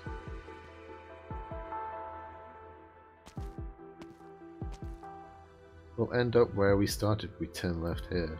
What the heck is going on? This hasn't happened before in all my time in these sewers. Let me just say that I've never gotten lost when leading my crew. This is an indicator of my incompetence.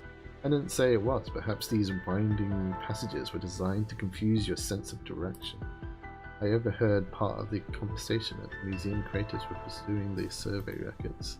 They believed that these old sewers were just a small part of the city's underground structures, and they might be able to deduce a path to the deeper levels through historical records. They had been assisting an archaeologist trying to find clues that may lead to the site known as the treasure trove in ancient documents. If the former site is another massive building really is hidden beneath the city. A treasure trove. Forget I said anything. You don't seem afraid. Afraid of what? Isn't our job just to find the sand leak and close the gate to that section? If the gate's broken, we'll just seal it with the boards that we're carrying. There's a good chance we won't find it. Well, that would be a shame, since the city is getting buried in the sand if we fail. But we'll be the first to see the sand rushing up from deep down, and we may have to call the museum and warn them to run. We'll be dead for sure, of course. Wait, is this why you insisted on coming to the sewers? Because it's dangerous and you need to be at the front of it? Naruto Aspasia? Do you hear me? Yeah, we're together. You found a clue. Listen carefully and you should find Razvar's clockwork foul beasts. They're machines that resemble blue foul beasts. We've estimated a few possible locations for the deep level structures. If you can create an opening in the wall, the clockwork foul beast can fly down and gather information. With enough information, we should be able to find exactly where the sand is rushing in, but there's one caveat. The clockwork foul beasts are unable to perform heavier tasks like toggling switches and plugging gaps. You'll have to go into danger.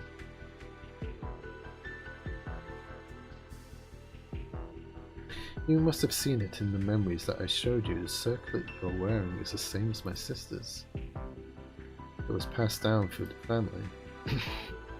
Excuse me. A lot of talking, and I don't have water with me. I wondered why my family was so obsessed with recording the Shah-Shan's history. Father had no answer. He simply said it was our inherent duty. Inherent. But now I see the answer is so simple. It is out of a daughter's longing for her father. My sister always believed that he would return someday. She never saw that day, and I never got the chance to say goodbye to her. All I had left for company after my sister's death was my father's shadow. Leave your obsession with the city of gold behind, Pepe, and know how to seal consciousness into a gem, how to build a body that never decays. You'll have life eternal to experience, discover, to record. I'm sorry, Zabaya, I can't replace your sister and keep you company. I have a younger brother myself. He's the historian of Shargade. A shame. It is hardly an honor. They know too much that cannot be put to paper. My foolish brother wanted the historians to document history to his liking, and so he forced my sister to send one of her twin sons into the palace. 1,000 years later, the conversion has become honor. The sovereign of beasts said, all historians will have their tongues cut out. Is that true? I do not know the ways of the current Shashasan, but it's proven way to keep a secret. I need to go to the City of Gold to find him, no matter what. I knew it. Then leave, Pepe. No, not yet. I can't leave the city to its fate. I can't allow the constructs to continue wreaking havoc in the city. There, the city, as you said, the most precious treasures have not been defiled. I cannot stop Pepe, even if I wanted to. In our lives, we go through many choices, big and small. One links to another, carving out unique circuits for all of us to miss infinite branching paths. My oaths to father and sister have been etched in as circuits, preserved for all eternity upon these gems.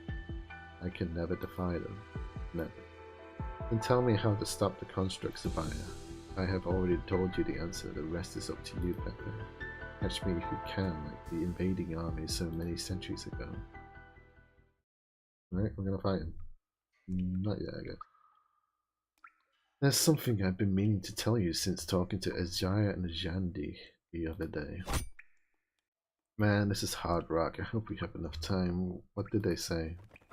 A blue clockwork falcon circles overhead, urging them to dig through the stone bricks before them. Aspasia is glad that everything is going smoothly. She has only one more task before embarking on the path, if it indeed exists. I learned why you thirst for wealth. You feel like you owe your past crew. Oh, when did they start? The night when we fled for our lives, or the time when I gave away all the treasure? After you left.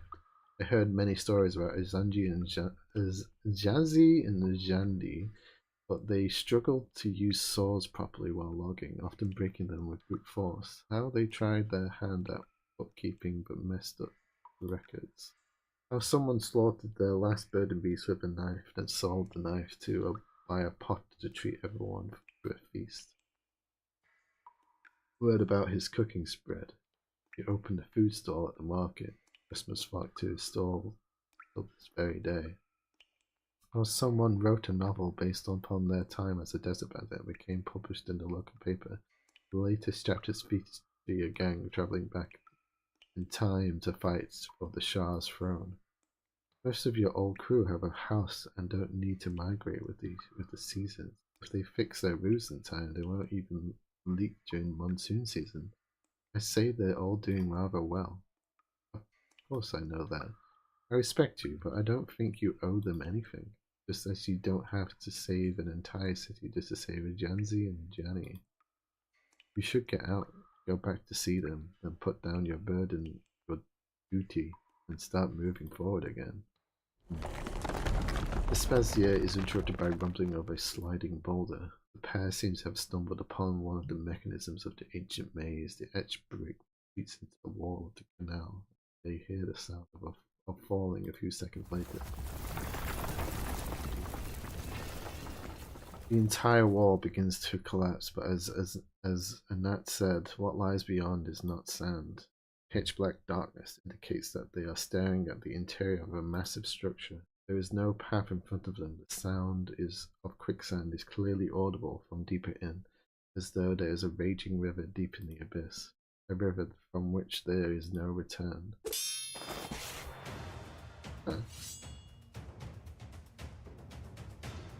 The pair throws down their pickaxe and draw their weapons at exactly the same time. Picking up a cloud of dust, they face off less than 10 paces apart. What are you doing? Stopping you from jumping down? Wasn't I the one who had to stop you just now? I've been wanting to say this. If you came to die, I can't let you go any further. I thought you would be better than those two stooges, but it turns out you need me to save you too. I told you, you don't have to carry this burden. You've got it wrong. I just want to go down and see for myself. Besides, no one can do it better than me. That's all. I want a mountain of gold, even if I didn't care about letting my crew live a better life. I'm just greedy, plain and simple. In our lives, we go through many choices, big and small. You call it duty, I prefer to call it my choice. This is who I am.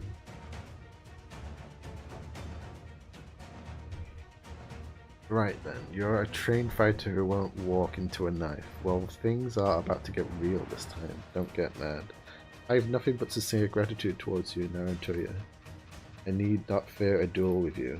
I didn't dare believe my heart because I had made an oath to my family about blood and violence, about war being the most just form of relation. But you show me how resolved the heart can be. Perhaps there is something to be said about the convictions of Sargonians. My choices make me who I am on this day. Hey, wait for me to finish! Her vision goes black. A black blade sweeps across past her eyes, just blinks. She blinks just once, and the only light source has already gone out. She knows the Narutoya have two black knives. They are equipped with special mechanisms and cannot be unsheathed correctly. Yet in that instant, all she recalls is the Karantan elders, known as the Mesmoran, renowned for their relentless marching day and night, devouring the sun in high noon. She charges at where her counterpart should be, relying on her memory, and comes up empty.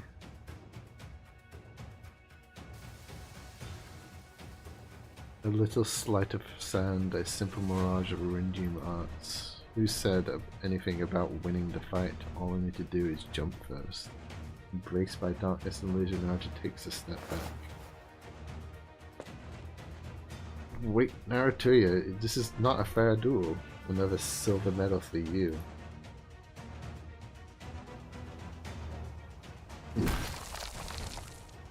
Are you serious, Sabaya? You're instructing me to attack you and moving like the wind at the same time? Give up, Pepe. I told you it's futile. You can never touch me no matter how hard you swing that hammer of yours. I'll show you.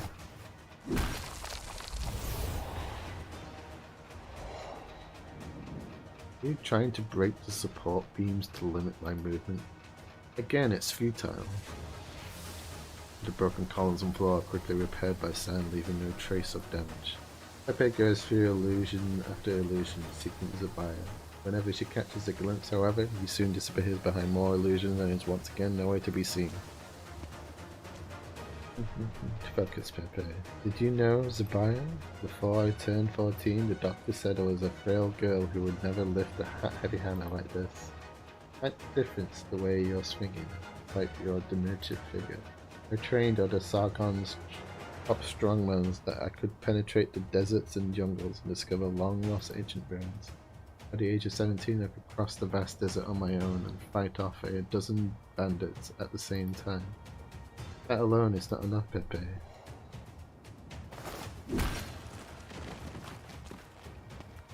I'm not trying to prove myself to you. I'm just telling you there has never been anything I couldn't do if I put my mind to it. No matter how out of reach, as long as I mean it, I can do it.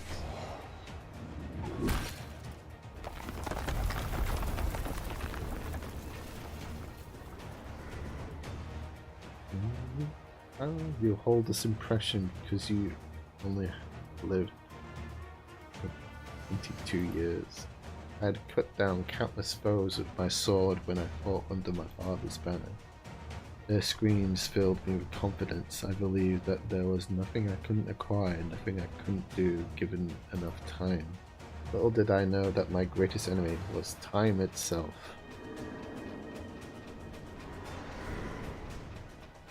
I knew he was going to be a boss.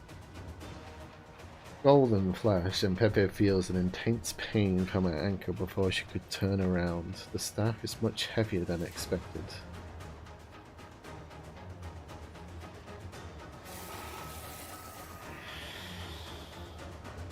You must be faster, Pepe. It is etched upon my gem circuit that everyone who violates my father's tomb must die. Your attacks have begun to anger it. It is urging me to put an end to it all. You should have not played this game with me, Sabaya. This is not a game, Pepe. No, it is not. You closed your eyes. Nothing but darkness. Pepe knows that her eyes aren't fast enough and will only hold her back. She could never catch her agile brother when playing hide and seek in the garden. It was like a slippery fin. Only until one day she closed her eyes and realized she could hear every footstep her brother made on the stone tiles. I'm ready, sis. Come look for me. He's right behind me. Why aren't you coming? If I turn around quick enough. Why did you close your eyes? Are you admitting defeat? I can catch him. Mustering all her might, Pepe turns and swings the hammer. Sure enough, she hears the sound of shattering. Okay. Okay, I need to fight it still though? Us frontline preachers have high standards. Try to keep up. Hear the roar of my chainsaw.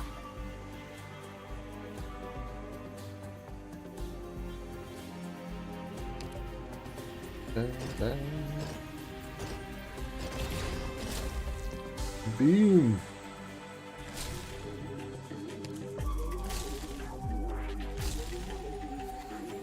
This is the battlefield.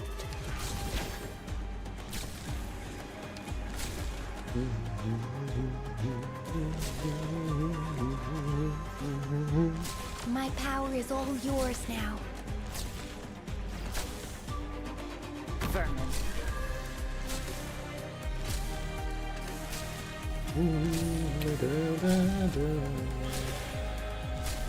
My power is all yours now.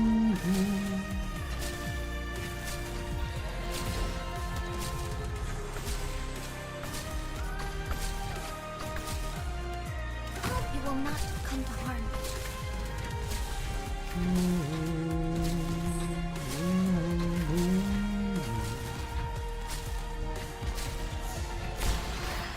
Surrender now if you don't want to get sawed in half. I shall protect you. No one can see me.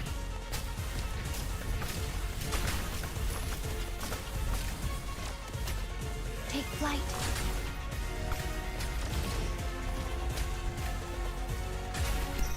Because you had to even place anybody else down. My power is all yours now.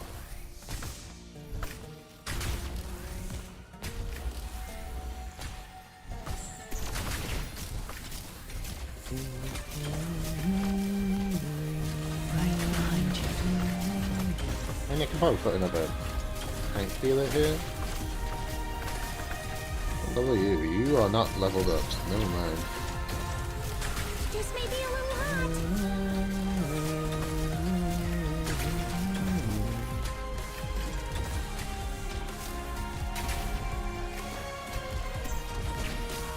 Temperature stable.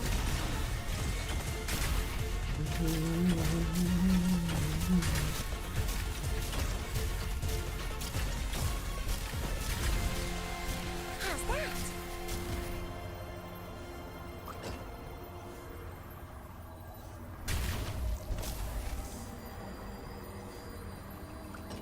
Watch out for fires. Great, so I have a freaking wall. That's interesting.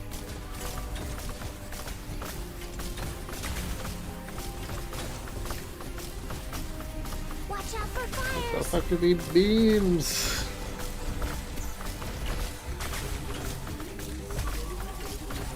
I'm tempted just to put another freaking healer down. I shall protect you.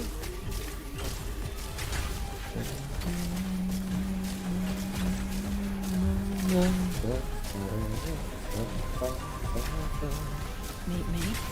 Meet your death. And he's dead. Never mind. He wasn't that hard. Aslan! Yeah, the best friggin' thing. Good job.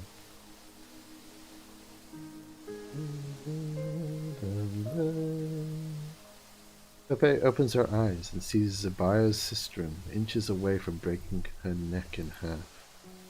Meanwhile, her hammer is pressed against Zabaya's chest, leaving a long crack in the gem on his chest. Congratulations, Pepe. You did it. I could never beat my big sister when we played hide and seek. Some things never change, even after so many centuries. The gem on your chest. This time I think it's beyond repair.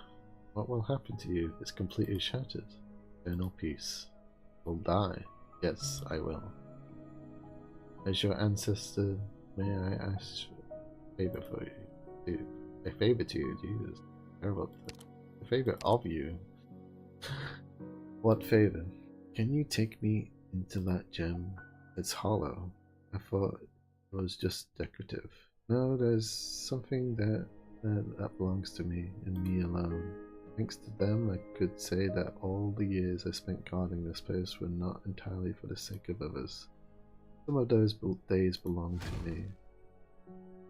I'll help you up. Careful, Pepe. This vessel is heavy and I'll be set free of it soon. Yes, stand beneath it. Pepe helps the buyer into the middle of the hall underneath the massive gem. Light and shadow dance as the massive gem draws all the illumination in the room towards its base, converging at its tip. Though it should be blinding, Pepe feels like being wrapped in warm, gentle currents.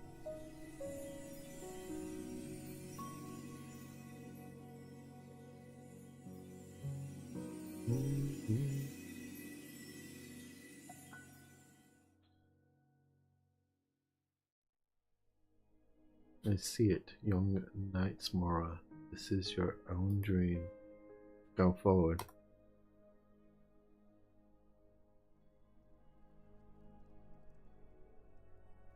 Huh? This feels familiar, as if the Beck Beast is stepping on my foot again.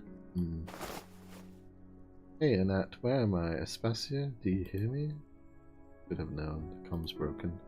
She sits up underneath the black Beck Beast statue. The sound of water flowing echoes through the empty hall. A massive crystal hangs on the dome, and its light reveals numerous images. People like reflections in water. Isn't that the shadow I was chasing by the river the other night? Are these shadows what the people of the city see, year after year? One of the figures stops before her. Nairotia seems to recognize the red hair and the haughty demeanor of the figure looking down at her. The figure turns around and walks through the closed door at the end of the hall. Your hair is pretty red, but I had to see your back to guess that you may be someone I knew. After all, the Nazmora I know all run hard on their paths, never stopping to turn around. What did they say? May those who need them find them as its waters rise. All the shadows that only appear when the river rises up, aren't you? Well, I need to find the leak right now. I'll count on you this one. The floor trembles and the sound of falling water grows louder. Nairotia steps through the flooded holes, running towards the armored figure. This is... on the other side of the door is neither another maze passage nor flowing sand. Through the cracks of the door could see treasures piled up like a mountain, filled with a radiance that 1,000 years could not dull. But she does not even have time to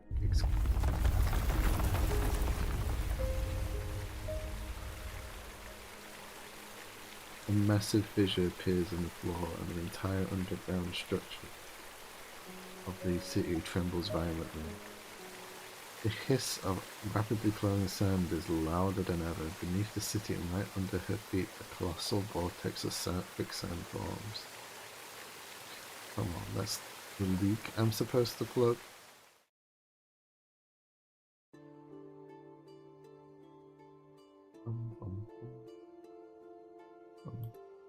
I never thought the insides of this large gem would be anything like this. Do you see the platform in the middle?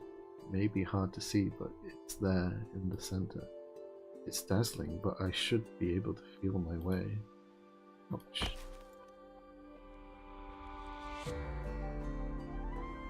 No chance I was going to see that step. Be careful, there are 3 more. I found the platform. There is a gem on it. What do I do next? I could take the gem from the platform and put it inside me. Water is seeping in. The structural integrity of the trail has been compromised by quicksand. River water is gushing in. That means this place will soon be submerged. The river will wash away all. Place the gem in my chest. What does the last gem represent? Emotions. It is my emotions. The centuries of solitude proved too hard to endure. I had to part ways with most of my emotion. The gem is broken. Getting this in won't help. I know. I just want to depart from this realm as a human. I have always been human. Thank you. About the City of Gold, there was something that I wanted to tell you. Go on.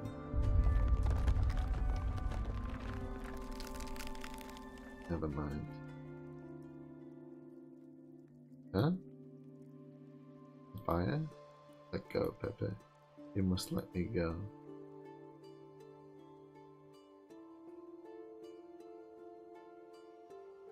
As the water rises up the buyer's face, the broken gem in his chest is shattered and washed away by the surging current. His chest grows empty, but his eyes are filled with contentment. He closes his eyes and sinks into the water with a smile on his face. Pepe holds him by his shoulder, feeling him grow lighter. She realizes that it is not the water that is making him lighter. Golden liquid flows through the gaps of her fingers. It is Zabaya's body melting away in the water. He instinctively tries to grab Zabaya, but what is left of his shoulder dissipates at the force. Before long, Pepe alone remains in the water, watching as the golden currents flow into the distance, carrying white lotus flowers. May you guide his soul to rest, or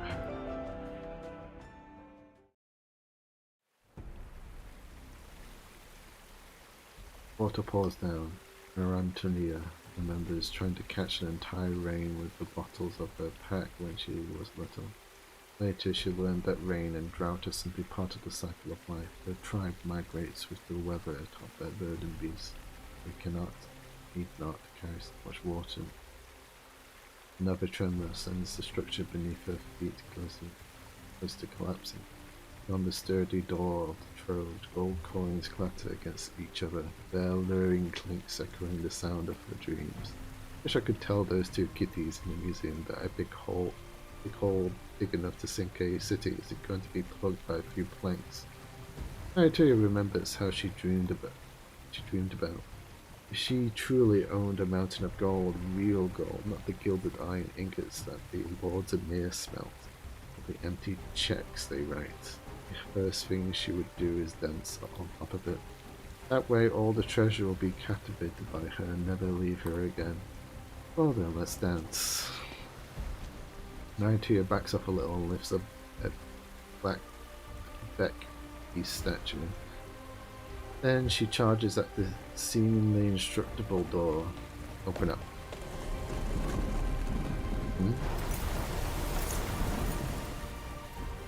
Slowly the door opens and her shout and she glimpses a corner of the mountain of gold through the gap. The mountain of gold begins to collapse as the structure tilts further and further. Treasures behind reckoning spill out further, widening the fissure that they crash onto the floor.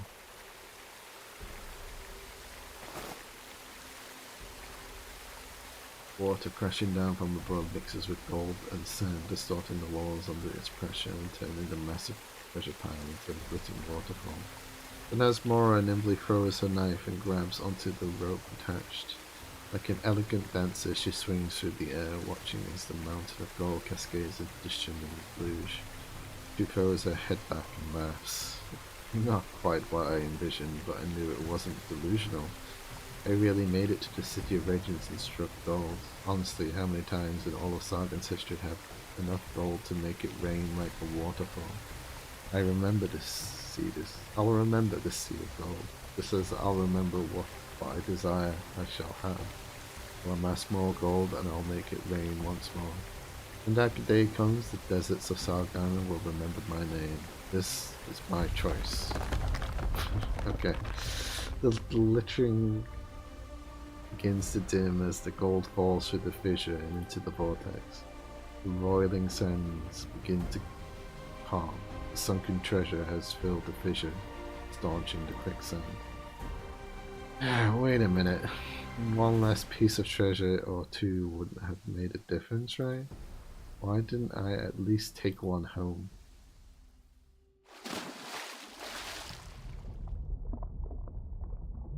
Goodbye, Zabira. Huh? So the trove collapsed with its guard when its guardian died? Makes sense. So where am I? How am I supposed to swim myself out when you got on with the water? No. Water pressure, her chest rising above her eyes, still gently whirling, dragging her ever deeper. She feels everything grow dark around her. Then someone grabs her hand.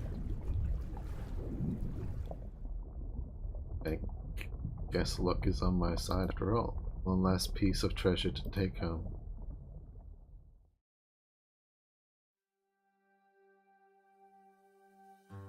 Has it stopped? Yes, corrected in that. Sand isn't coming out the taps anymore. Neither is water. Maybe it's just clogged. Maybe things... Don't worry, the jewel constructs have stopped moving. No sign of energy from the iridium circuits. It may never wake up again. You were carrying that little pet of yours. I trust Pepe. Well, we've done that. What we could.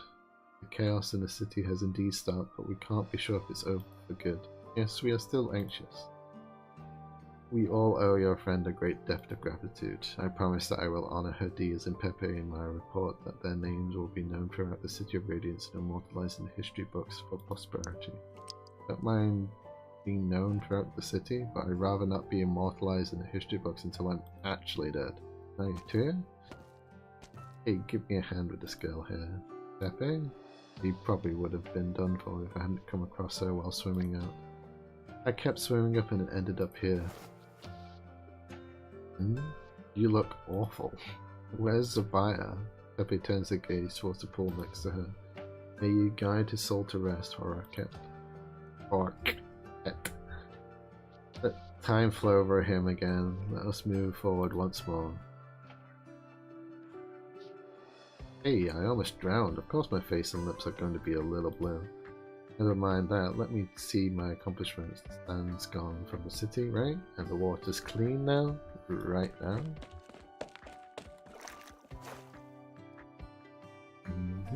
How did you get your face so dirty when you've been inside the museum all this time? Come, let's wash away that dirt. No, not getting wet from the rain is the main reason why I don't do field work. Okay, looks like I saved quite a few lives today, but I guess none of these kitties are competent enough to be my subordinate. No weird outro. Might as well save that.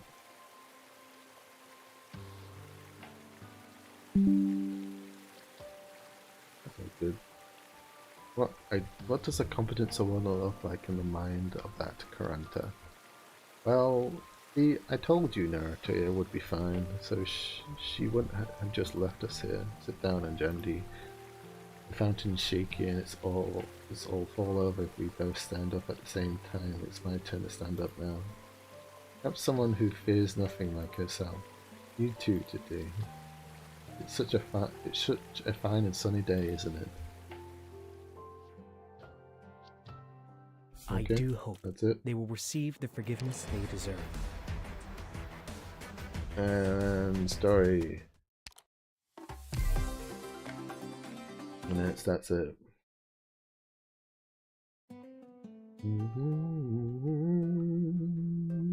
What a shame that my garden was only half ruined.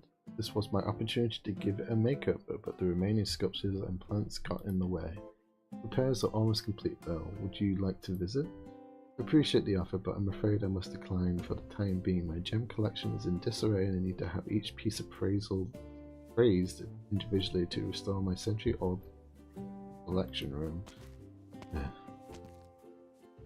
So about the damage to the museum. I'll cover it up. If that doesn't work, I'll charm Father the reason and sweet talk. Either way, he will persuade the sponsors. And the museum special collection? Don't worry, I'll explain it in my letter. I don't think Father will allow you to display the ancient architecture of the jewel construct we created though. I understand the first duty of the museum is not to display history but to preserve it, and that includes ensuring that what should remain unseen remains unseen. Thank you, Pepe. I can finally sleep well tonight. I'm the one who should thank you. You and today helped me find the gem. We made a historical discovery and now to you? Huh? Oh, it's nothing. All that museum talk's gotten me bored, that's all. I apologize. I invited you here because we wanted to express our gratitude. Regarding your request to include give Anjanzi and Johnny special treatment written in the museum rules, we are currently fulfilling it in a more subtle manner. What are those? Some kind of clay figurine? No, 2 new members of the museum staff. 2 stooges who will go to work even if it's hot enough to melt roads. I will instruct everyone to take good care of them before resigning my post as acting curator. I still can't believe it, Annette. Are you really giving up your job? I suppose Father won't be happy with my decision. But as long as I can remember, I'd watched the city through the window if it were a book. I think I finally finished it. Its history, its past, its deeply buried secrets which would have remained hidden if not for adventures like you charging headlong into them.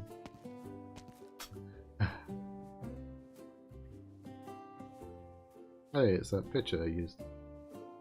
Amazing, isn't it? It's only been 2 days, but the city is already mostly restored to its former state. There are still a lot of repair work to do on the houses, and the cracked roads will need to be paved again, but the water supply is clean again. Of course, the river always flows. Yes, the river always flows, no matter how many cities turn to sand and how many more are built upon it. The water will carry away all in the face of eternity, and it's more of a certainty than a choice. Oop.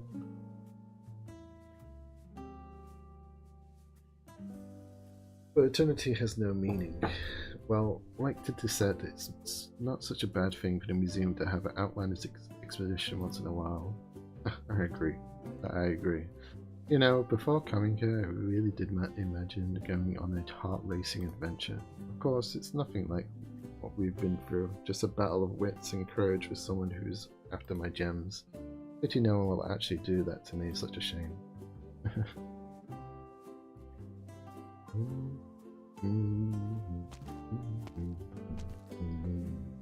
Actually, there's one more thing I'd like to ask Pepe. You know, I'm a huge fan of Dr. Erkson. Now that my research on Zabaya is scrapped, I want to see other places of terror, just like Dr. Erkson did. I want to compile what I see in letters and send them to him.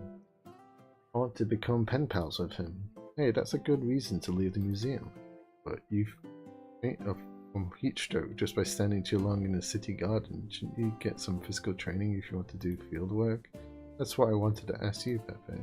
Can I travel across Terra in an air-conditioned vehicle?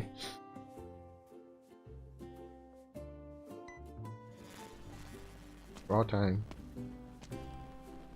Sorry, Naruto, we wanted to go further with you before saying goodbye, but we can't be skipping work if we're aiming for employee of the month at the museum. Plus, this camcorder is really... this videotape is a gift for Naruto. It's something she'll always carry with her, so be serious. Hey Naruto, we'll throw gold coins into the river if we really miss you. I heard the river that flows through the city will reach the end of the land, so you can find our gold coins no matter where you go. And John D is right. Johnny. I'll say the names correctly. I must point out that this river does not flow to Minos, let alone the ends of the lands. You didn't have to say it out, you know. Plus, I'm not planning to go all the way to the ends of the lands. Speaking of which, why have you decided to abandon them and walk the Kakan quest alone? I didn't abandon them. The 2 Stooges have finally found where they belong. I couldn't stick to any of the Kakan quest rules before, now I can at least travel around on my own and conveniently call it my Kakan quest. Takes some effort, doesn't it? I suspected you were a Nazmora on more than one occasion, but I thought it wasn't something you wanted to talk about. I didn't talk about it because there was nothing to talk about. Besides, wouldn't it suck if people remembered me as a Knight's Mora and not by my name, Aruntuya? Where does your Kagan quest end? According to tradition, the Kagan quest ends at home, but I can't go home because of some things I did a long time ago. home? Yeah, most people consider the location of their chosen trial to be their destination, but their conquest doesn't end until you complete your trial and return home alive. That's the hardest part. A lot of people just keep going further and further away. I don't like to make things difficult for me. Maybe I'll call it a day once I find my next subordinate.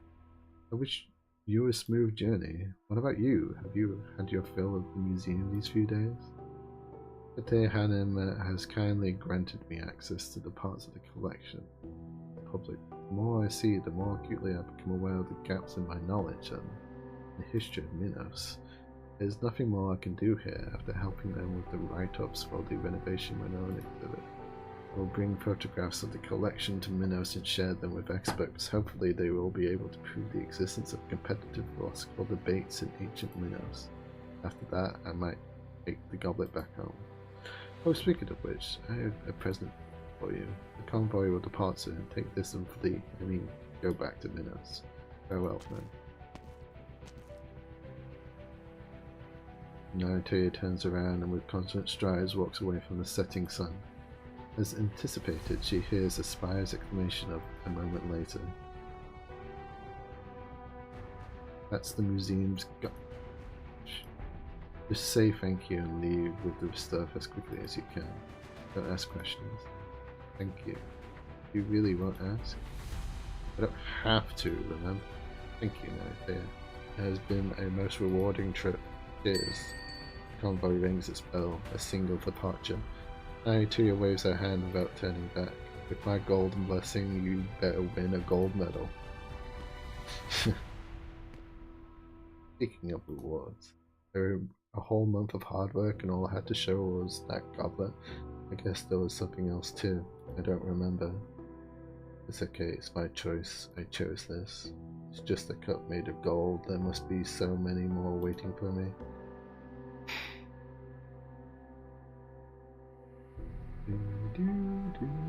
Lasvar won't let me perform it for you just this once before you leave. I promise I'll swallow your clockwork toy and spit it out whole again without the slightest bite mark. It's not as if I could stop you if you really wanted to. Go on.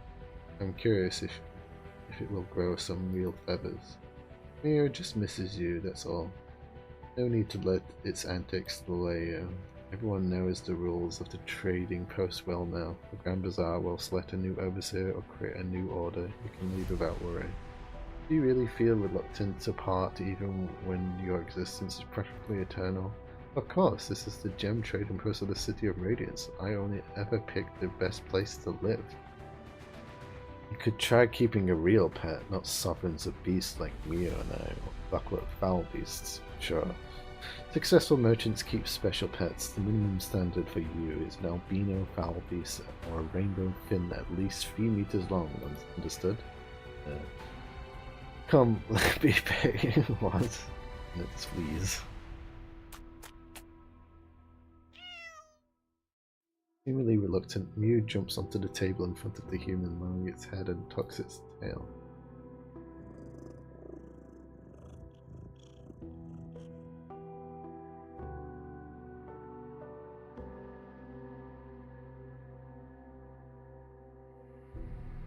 Farewell, little human.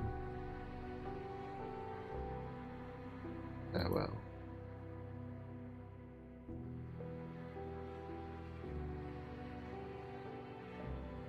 Some time later, it opens its eyes again, certain that no one is watching. Its shadow grows to a size far exceeding that of a regular cloud beast. Are you still staying here then? The buyer has found his final rest. The descendant of the Shah has learned the truth of the trove. Those whispers that echo through time, and you took Nazmoro to see the treasure, didn't you? She had proven her courage by jumping into the waterway depths, therefore I fulfilled my promises to Zabaya. And I suppose all our promises have been fulfilled now that Zabaya has passed on. Those of the present and those of 1,000 years ago, the city is no longer anything to do with the promises we first made. But I will stay, for the city is alive. I promise to protect the dead so that they may live again. I thought you would miss the City of Gold. The city that is now silent, it needs us no longer. True, it's as if this entire city has its tongue cut out by the Shashashan. I don't like it. But unlike you, I'm going to see it for myself. I guess the next event is the City of Gold. Well, next desert event. Sargon. Alright, give me the list of sponsors to visit.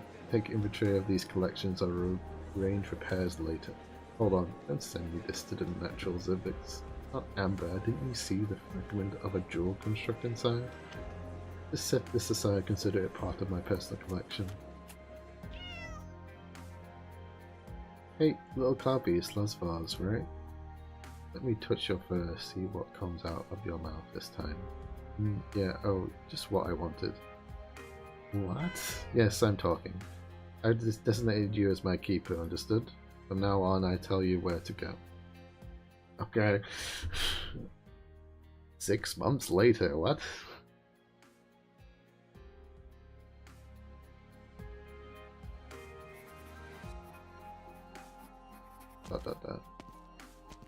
You've got a visitor, Pepe. One moment, just writing the concluding remarks. You've been getting an endless stream of visitors since our essay on Zabias caught the attention of academia and media. I can't decline the request if they're bothering you. No, it's okay, I can meet them. I want this essay to reach more people. I want all of Sargon to know Zabaya better. I'll bring her in then. Ooh, you. Your steps are light, Hanafendi. I hear the rattling of your accessories, but not a single footstep. At the honoured house of historians, the heir not chosen. Pardon me, but you're... I apologize for not introducing myself sooner. I am the Herald of Shashashan. I hereby convey you His Majesty the Shashashan's gratitude and appreciation for your invaluable contributions to the history of Sargon. I also bring forth the Shashashan's decree. His Majesty awaits your presence in the Shah Agade so that he may hear of your exploits in Mahamet in your own words. Kindly make ready and depart without delay. His Majesty eagerly anticipates your arrival. Okay. Next event character, I presume? Yeah, and that's it. That story was okay. I didn't mind it. It wasn't like insultingly annoying. I think like the stories that I don't like are the stories that have the angel people, because there's no urgency because they can't die or shoot each other. So it kind of loses the plot when it's like, oh, we're gonna shoot each other, but you can't shoot each other because you're angel people. That really annoys me, but this story was okay. I mean, we get to see Sargon more, and see the more desert area Sargon rather than the jungle area, because Sargon's, you know, in Arknights it's the desert and it's Africa pretty much. Sargon is Africa in the Arknights world, so we only got to see like the deserts, but we didn't get to see, I mean, the jungles. We got to see the jungles, but we never got to see the desert and Egypt, pretty much the equivalent of Egypt and Sargon, but we did now. Okay, it was fine. I'm fine with that. I'm fine. Okay, that's enough. Anyway, I'm gonna end the stream now. There's nothing else to do. They are my writings over the walls. A fair accompaniment to your feastful merrymaking, I would tout. Why would I write, you ask? And what would be writ-worthy? Nay, it is but that the drinks flow free and spirits run high. Yeah, I'll end the stream, and I won't be streaming tomorrow. I'll figure out what to stream during that day tomorrow. I'll put a stream thing up if anyone even cares. Again, I'm literally just talking to myself here at the moment, but if anyone cares,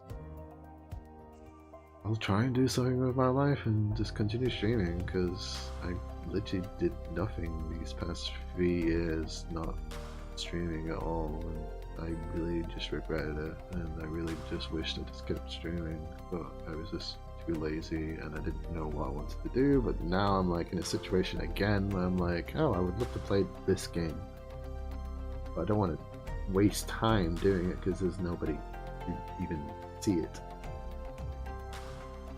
No, I don't know, I just don't know what to do with my life, but I'll do this then.